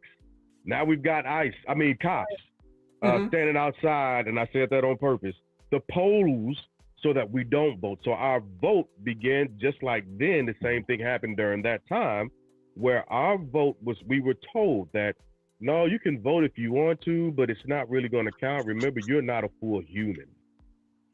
We couldn't remedy that. We didn't understand. And then now we didn't understand that because we had a $1 billion business. No, we understood it coming out of 1865 until the Jim Crow laws were applied. We were voting and black people were going to Congress. In fact, too many black folks was going to Congress. They were at one point. And then we had different people from both the Democratic and the Republican Party. I want to make sure we make this clear because the Democratic gets the brunt end of the stick of being the party of the KKK, right? The Republican Party also, they were not a full party of abolitionists by any stretch whatsoever. The abolitionists inside of the Republican Party at that time was a very small group. It wasn't this huge thing, right? Not too long ago, I was reading about the Lily White movement because I heard about it on another podcast, on another show, and I wanted to start reading about these different groups. And so we still had Republicans and Democrats on both sides that were still pushing to minimize our positions when we did have a huge presence in Congress. And they kicked us out. Both parties kicked us out and wanted to keep us out. Well, what I remember from that period, I want people to hear this. the Republican Party had the power and they let go of that power and they pulled those troops out of the South. And they shouldn't have done that. And that 15th Amendment was for the right for black men. It didn't talk about Native Americans, it wasn't talk about Mexicans. That was for black men. Just like when I said the 14th Amendment on birthright citizenship was just for the enslaved African when they got their freedom and their children. That wasn't for nobody else but us. That's why that 13th and 14th and 15th, you talk to any of the civil rights leaders, it's those 3 amendments in a row that they talk about because that was just for us and no one else. And so it goes back to the question that Deuce asked that I think was it's at the heart of the conversation, which is why? Why are we not registering to vote? Or Because we don't make it sexy. You don't care. That's it. Wait, We don't make it sexy. remember, wait, 1 second. One time, okay, so when Lynn's dad was alive, we were talking about voting, and he gave us his whole spiel. Just imagine Tracy Morgan's voice about voting, and it's a bunch of BS and all this kind of stuff, but we tag teamed him. We beat him down. And he started remembering, the struggle instead of all this pop culture, whatever. And then all of a sudden, we were able to take him to vote. And when people tell me they don't vote, one of my best friends, we talk all the time. We're talking about politics. She has all this anxiety, blah, blah, blah, blah, blah, blah, blah. And when it came time to vote, something in my shana and I was like, Monica is not registered. So I said, Monica, are you registered to vote? Uh-oh. No, It's always the Monicas. I said, girl. She said, well, I said, why not? Because I'm not gonna tell her Joe Black ass. Oh, that's my friend. I love her. That's my sister. So I said, why not? So her excuses were, well, it's just so deep and all this. And then she said, but honestly, I just don't have time because work. She got to go the work. I'd have to do this. I said, Monica, but what you care about, Lynn says this sometimes, it gets done. Oh, Lynn says this all the time. So when I told her that, I could feel her sucking her teeth through the phone like that. And then she just hit it. She didn't hit me with a, you're not wrong. She said, Steph, you're right.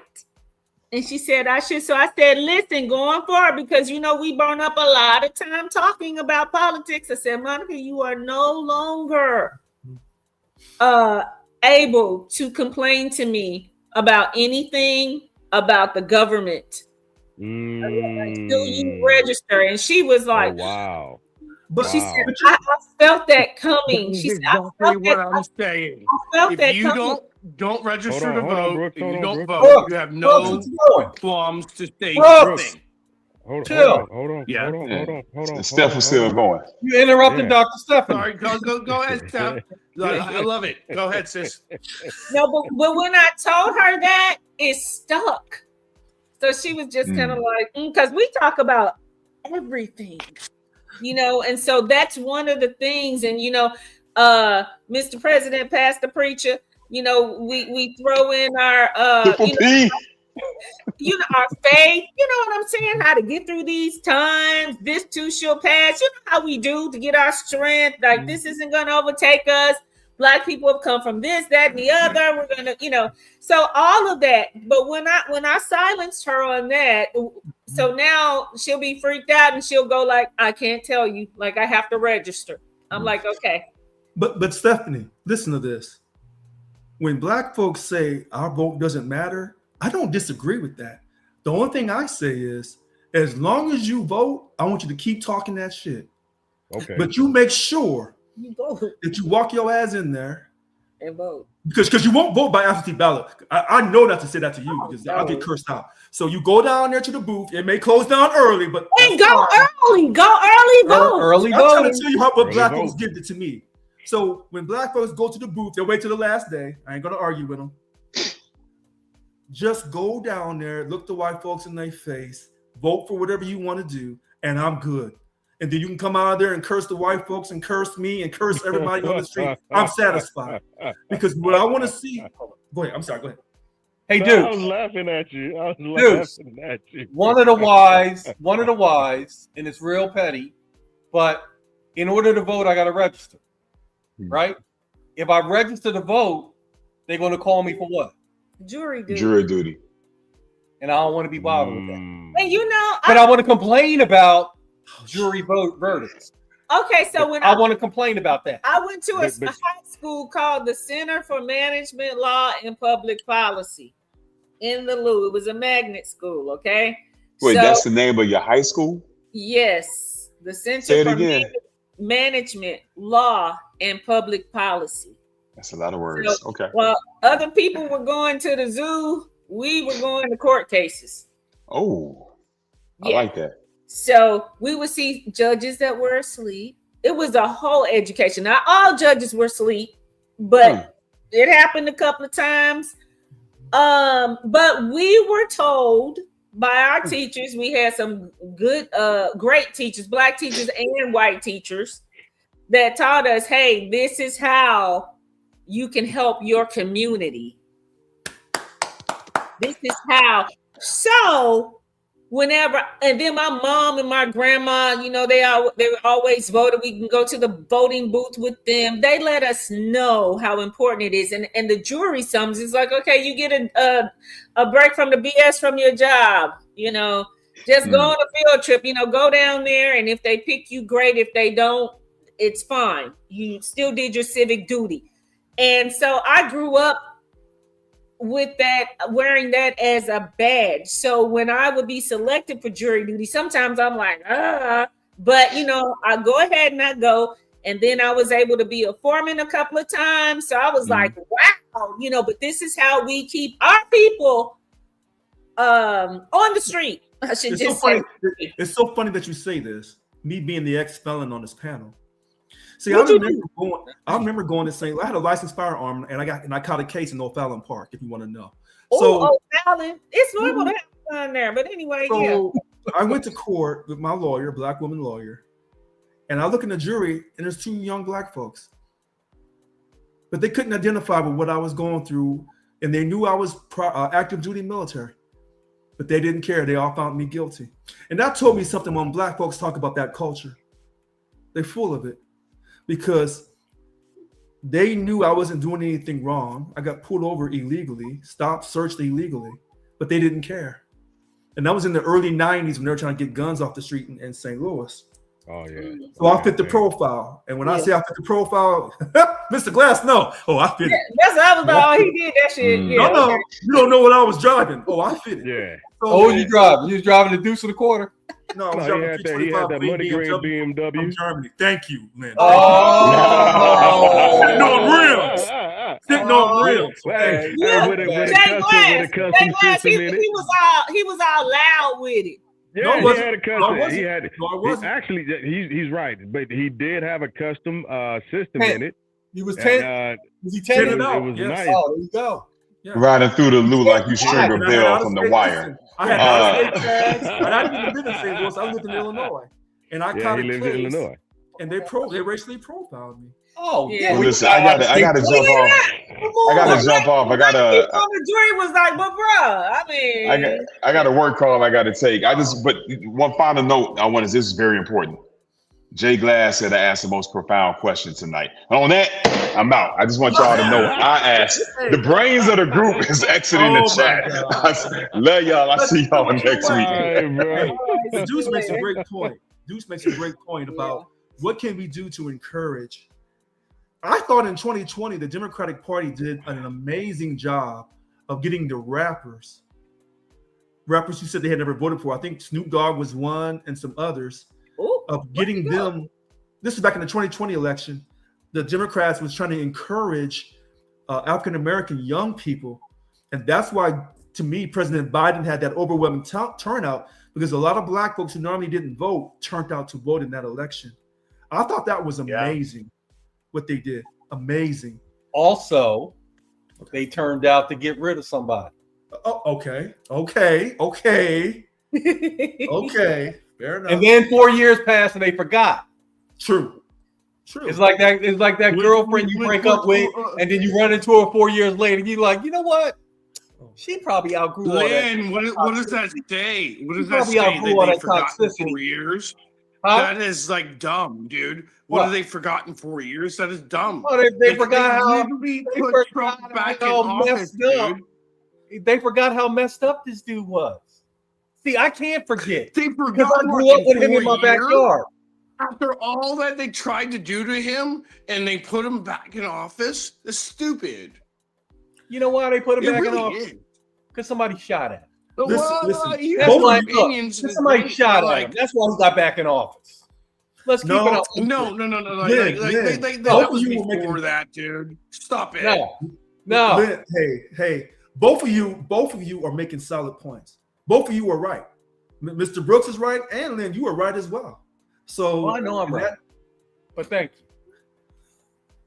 I am right. Thank you, And my he brother. knows it, and he just is like all Thank you. mad about it. I'm not mad. Yeah, Listen, you're remember what I told you about apologize, energy? my friend. I Remember what I apologize, my told you friend. about You're not energy? mad about it, but I'm telling you, I'm right about it. Like, it's so dumb by the Remember what I Democratic told you about Party energy? that I actually like. I'm not putting my Seeing energy that there. Trump is still now president again is so stupid and so slow that like the Democratic Party, it did all that work. Think about it for like what? Brooks, 4 years? Brooks, I got And two he's words still- for you. he- I got you two know words what? for you, Brooks. He won a popular Lame, vote because of it. lame duck. Stupid. Lame well, duck. listen, but you know what? Hey, but I want to look further down the road in 28 with the new Jay president. Glass, I sent you I sent you two And- texts. I got And 'em. and you know what's funny? I do believe the Democratic Party will win the presidency in 28. Not a chance. And I got a prediction. I got a dollar bet with you. Oh, okay. Every single thing that this man has put his name on, the Democrats is going to have it removed. Oh, that's going to be a cabinet position. That's going to be a cabinet position. It would be the whole Oh president. yeah. The secretary Hey. of untrumping. Mr. President, I got a That's what dollar we bet got with with you. And when you lose, I don't want like actual dollar. I just Jay- want to be able to talk to Jay Lynn. Glass, And when I met with that lady, when I saw that lady in the grocery store today, she It said is, like that's something- gonna be destroyed. Oh, this would be great. she said that she hopes that this doesn't happen, but she was saying that her son, she has a son she's very proud of, but he married a white lady from Alabama. Woo! Okay. And so she was worried about that. She said that she might be, but her family may, but not everybody else. Like, her Right, parents may be accepting. Yeah. So Right. she was just saying that when the chips fall, it'll be a whole different party. But she May I ask you a said- question, Stephanie? Wait a minute. Let her So let her like cook, James, Brooks. I think James is Brooks. Massie just asking questions. Brooks. Hold Well, on, James, I think, hold has met- on. Oh, Why can't you wait? Yeah. She was still. Why can't you wait? She was Okay. saying that, thank you, Dave. She said that she was hoping that with history repeating itself and all of the different laws that they're trying to abolish or, go away with. She said, I came from whites only and black only. And she said that she was praying to God that that portion wouldn't repeat itself, especially in the different states, because how with the voting and then how everybody seems to be so separated and everything. She says she feels that somebody could be that bold to start that segregation again. It's already happened. Well, that's what she says that he Yeah, but it won't go natural. yeah, It and won't go that's what natural. she was saying. I've already been there. She said some people look at her because she's older, like she doesn't know anything, but she said she knows what she knows, and she's been there, done that, got the T-shirt, all of that good stuff. But she was just saying she hopes that her son realizes, especially in Alabama, that if it comes down to that, they will not be on his side.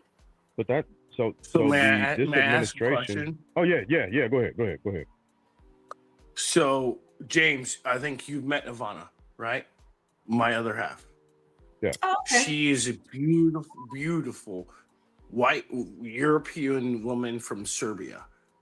Oh, cool. She's my other half, and she is right for me.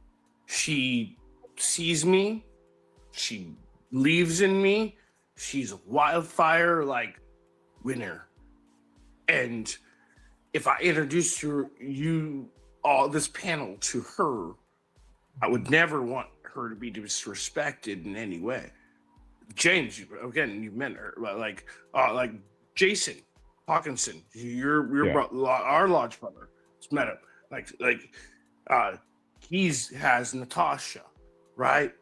And like I'm telling you, from what I see, my perspective. Like I cannot wait to meet you, Lynn and Stephanie, like in real life, because you guys are badass. Mr. President, same thing. Thank you. James, I will see you when you come here. Yeah, I'll be back then. And but it has to be free from all biased and past bullshit and past like thoughts of like what has happened before, because then you get to really meet like real people. Then you get to meet really like actually genuinely good people, because my other half, who's I've been with her for almost 8 years. June 3rd will be 8-year anniversary. Oh, cool. Happy anniversary. Yeah, Thank let me tell you, Maya to back up off appreciate me. it. Talking about marriage. You know, like what I mean is like what I mean by that is like just genuinely like I want her to meet you guys. We disagree a lot for sure, but like that's real friendship. That's real conversation, right?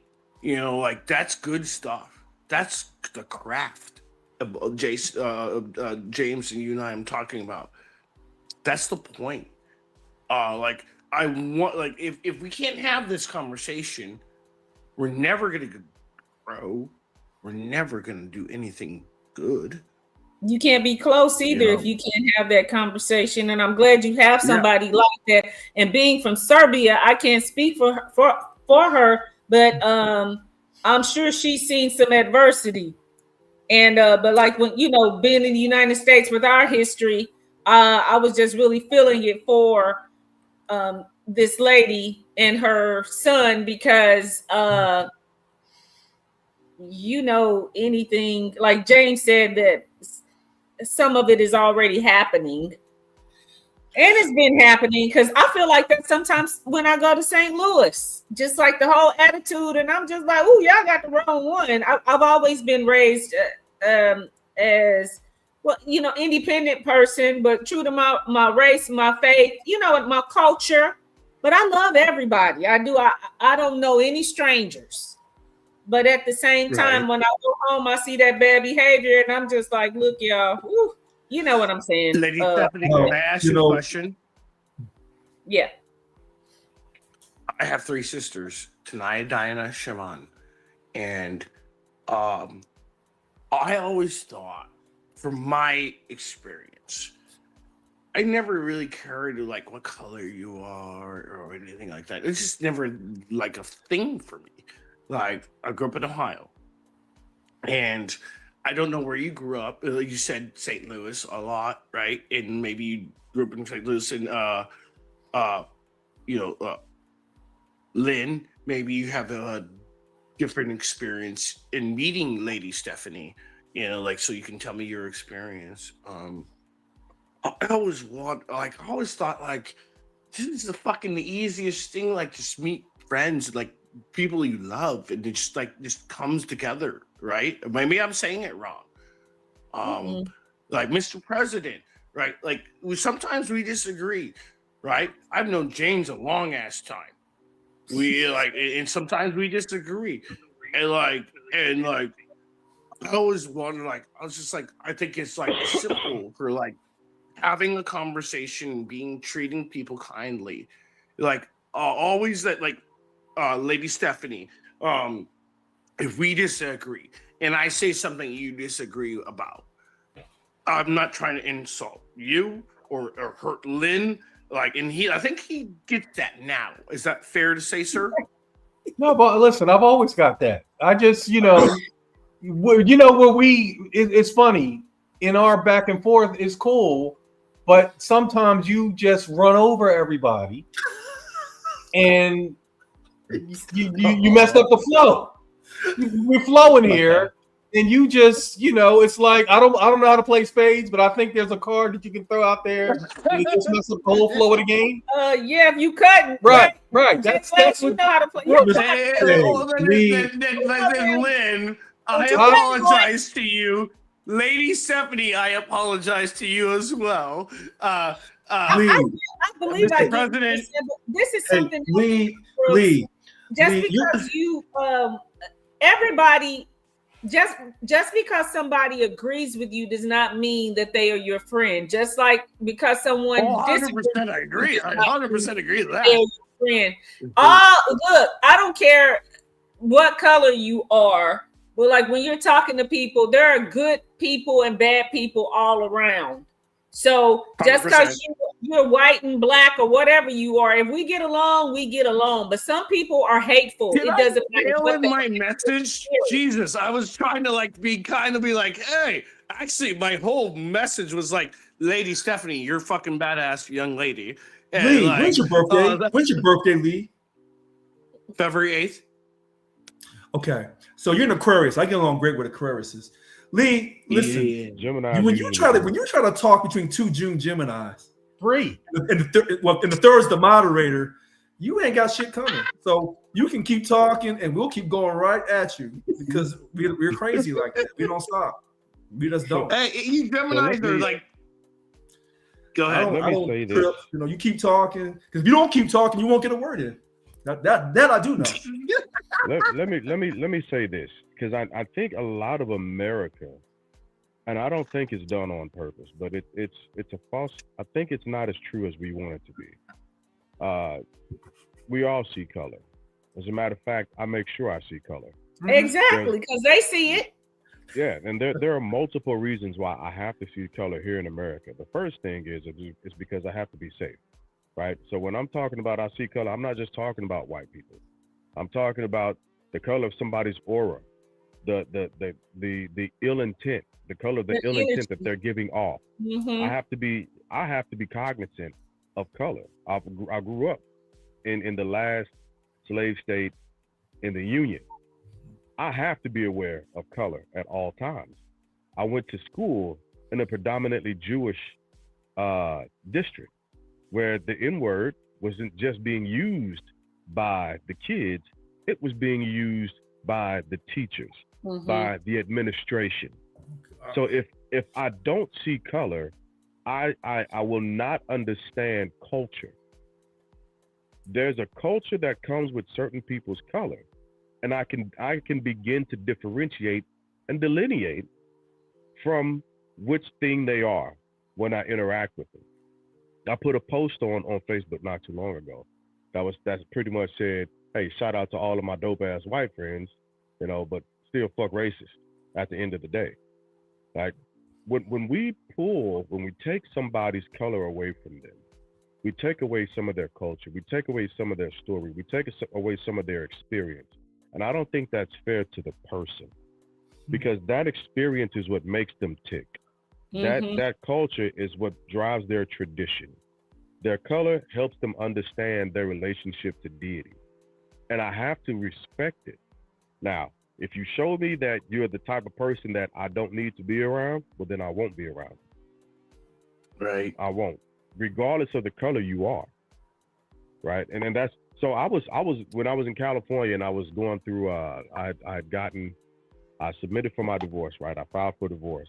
There was a period where I was homeless and had a brother who recently hung up he recently passed away. He hung hung up his working tools. Worshipful brother James Michael Duncan passed away a couple of days ago. But white brother, right? And he took me in without hesitation. Without hesitation. I explained my situation to him, and he asked me, why am I not already at his house? Mm. And these are the types of experiences that I'm able to have with not just my community, but my brothers, right? And if I would have called my brother Jason at the time, I probably would have got a very similar invite. If I would have called my other brother Mike, or Chris, or Dwayne, or Worshipful. There's a lot of brothers that I have that I can definitively depend on, and I can respect their culture, and they're white. Mm-hmm. And so when Americans say that we don't seek, I got a brother that's in Mountain View, De Anza, lodge number 194. That's my mother lodge, in case anybody ever wanted to know and look it up. Jewish brother, Alan, loved that guy. Began to have I gained a huge appreciation of cigars by talking to my brother Alan and watching him. You go need through the a chair. place to stay. Worshipful Lee Brooks will be right here. I got Sunnyvale. you. So all I'm saying is we have to understand that there are certain things that come with people's color. And from that, upon initial contact, we can figure out our distance. If we can step a few feet closer, or if we need to maintain protective space and distance range. So that's why I'm saying that's why I like Lynn and Stephanie. Lynn and Stephanie. Like you two, I don't know you. I've never met you in real life. But I've got to talk to you over like time. Mr. President, the same thing, right? Like through time. And there's been some points where like people were like thought I was like saying anything about Lady Stephanie. I'm like, no, she's freaking badass. That's freaking. I have 3 sisters. Yeah, she's like on that level of my sisters are like badass women, right? Like, oh hell yeah, like smart, good, kind, intelligent, and just be able to like say her thoughts. And the best part about Lynn, I like you because like you let her say what she thinks and you don't overtalk her. I respect that. You're using dangerous vocabulary there, brother. Well, I was saying it right. He I means hope well. I said it He right. means well. Right. You know what I mean? I'm saying it right. Like I have my mom. My mom is fucking nuts, dude. Like my mom is like, oh, she's more scary than all of us. And Mr. President, I love talking to you because sometimes we agree, sometimes we disagree. Y'all tag team partners. Come on. I said you guys are tag team partners. Well, Lee, sometimes Lee be hitting it right on the head, and then sometimes Lynn hits it because I'm not supporting neither one of these parties. I'm looking at issue on issue. I'm looking at certain circumstances, and I'm looking down the road. And that's why, when Lee says certain things. Sometimes Lee won't be saying a word, and you pull on him. I see the game, bro. I see it. Because I usually know. It's so funny because like Lynn and I have never met ever. Ever. Literally never met. James and I have. We've hung out plenty of times. Lynn and I have never met. But Lee, Lynn likes arguing with you. Lynn is trying to come from my head, and I know it. But he likes arguing with you.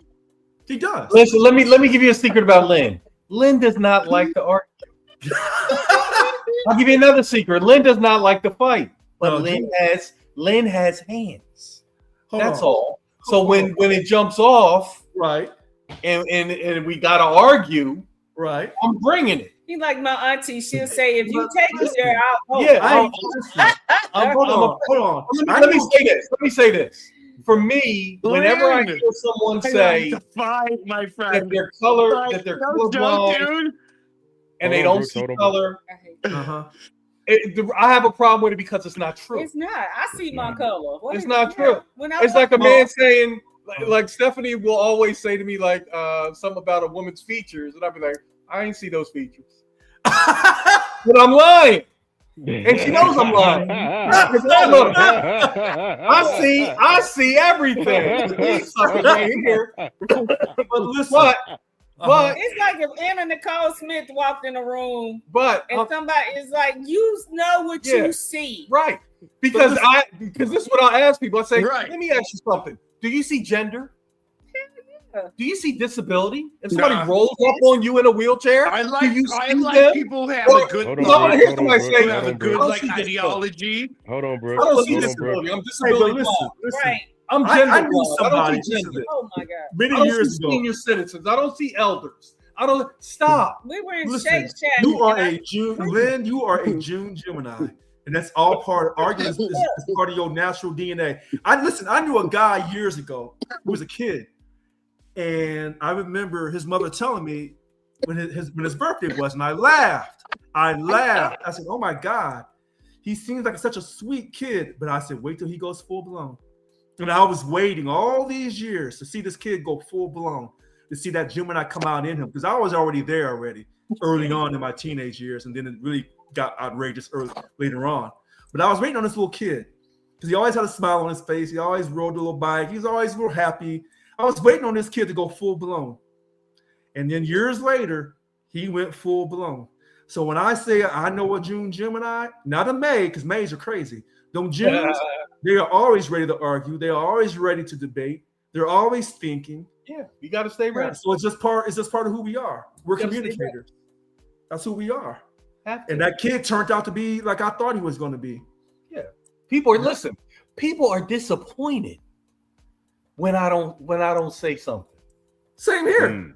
They're like, Lynn, you're not going to say nothing. You just going, No, you're sitting back waiting. You're waiting for the right time. right. Wait, exactly.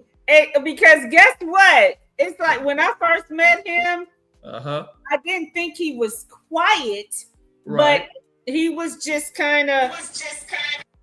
And then when I started working with him, I didn't know who he was. I was like, "Who is this loud?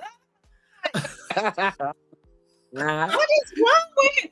It was like, great. and I told him, I said, "You remind me of Jerry Seinfeld." Because he would just voice off. Lynn is shaking his head no. And just, arms flailing. But when I met him, he was just, "Oh yeah, this and that and the other." And then it was like, boom. Like, oh my The other God. side popped out. Yeah. And see, I am a very When's your birthday? When's your birthday? Steph? I don't go by the zodiac thing, but When is your birthday? November 18th, Scorpio. Woo! Okay. You can't tell All him right. shit. No wonder you're rowdy. My ex-girlfriend was in November. I think, I'm 17th. Aquarius. I'm rowdy. I ain't admit it. What is y'all laughing for? What is y'all laughing for? Said I'm rowdy. Lee, you didn't release it. He said, No, wait a second. no wonder she's rowdy. That's Let me tell you something. Yeah. My ex-girlfriend was in November the Aquarius? 17th. She was a Scorpio. Scorpio, you're rowdy as fuck too. I know Yeah, the Scorpio hell in the back yeah. of my hand. And see, I'm just saying, I just think that my personality comes from my upbringing, my family, because man, it's just the Joneses. I'll just put it like that. We don't need nobody because it's a million of us. And we had outside friends, they just bled and came into the family. You know what I mean? So we entertain ourselves, and everybody's nuts. And everybody's a comedian. So it's just, and you gotta, and it's a bunch of I know my little sister. A bunch is of really alpha cool. females. It's just, and our boys, they're like still breastfed at 50. I'm kidding. Not all of them, but you know what I mean. It's just like, so, but we hold them to a standard too. But it's definitely yeah, like if it's a wolf pack, they being dragged sometimes, but we get them together. Yeah, I don't read a daily horoscope, but I do believe that there is something to the time of year that you're born. Because I see so many similarities, you know, in the zodiac. I do see it, but I don't put a whole lot of because whatever rules. Wait, Lynn. When's your birthday, Lynn? June 20th. Whatever rules there are out there, there's always exceptions. And it's the same thing. Like if they say Stephanie's, I've not met a Stephanie that is like me. I just clearly have not. And then if I tell them off, I'm saying, "Oh, St. Louis girls," it's like, nope. Look, Jay Glass, what guys got the worst of it in boot camp? Philly and New York? No. Who? Actually, my drill son walked up to me dead in my face, said, "Hey, Pryor, where you from?" I said, "St. Louis." She said, "Oh, you a motherfucking thug, huh?" Yep, that's it. Now, where was your boot camp? I was in South Carolina. Here you go. See, I was in San Diego. Oh, yeah. They found out I was from Philly. Yeah. I was a motherfucking thug. Yep.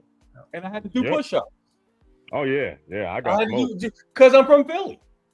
You know what? I lucked out because wait, James, I don't even know your birthday. James, when's your birthday? June 14th. So same as Trump. Yeah, exactly. Same as Trump. But you see, that was different. But he ain't Trump at all. And Trump certainly he ain't you. And I ain't Trump at all. You know, he a June Gemini, but no. That's what I'm saying. It's just kind of like because there are exceptions, but as more often or not, my observation is June Geminis are more alike than they are different. And my sister and I, her birthday is the 13th, mine is the 18th. And we have some, I'll put it like this. I am her on the inside because she appears to be conservative.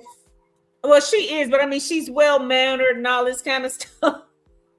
And she's like me on the inside. If you get to know her, you know she doesn't have an ounce of sense. To me, I'm a mixture, but I'll let you, if I like you, I'll let you know the crazy's out the bag. That's just the way I am. But I balance it that too. But you do that too. Who, me? I gotta get ready to take off. Yeah. Okay. I'm a nice person. Take off. I'm a really nice person. Anybody who knows me knows I'm really nice. But you know, I'm battle tested, and most people say one thing and they do another. What you see with me is what you get. I don't. That's why I got ran out of office. That's why I've had a lot of hard times when I was in the military. I had a lot of hard times. What branch were you? I was Air Force. Okay. So wasn't too many black men in the Air Force. Because they couldn't pass the test. You're outspoken. Well, maybe, but you know, I usually hung around the Army guys. So that's part of it. Part of it was they couldn't pass the test. Well, not pass the test. They couldn't score high enough. They couldn't score high enough. Because the Navy and the Air Force had the pre-test before for some reason. Like, so, you know, but you know, when you're a straight shooter like me,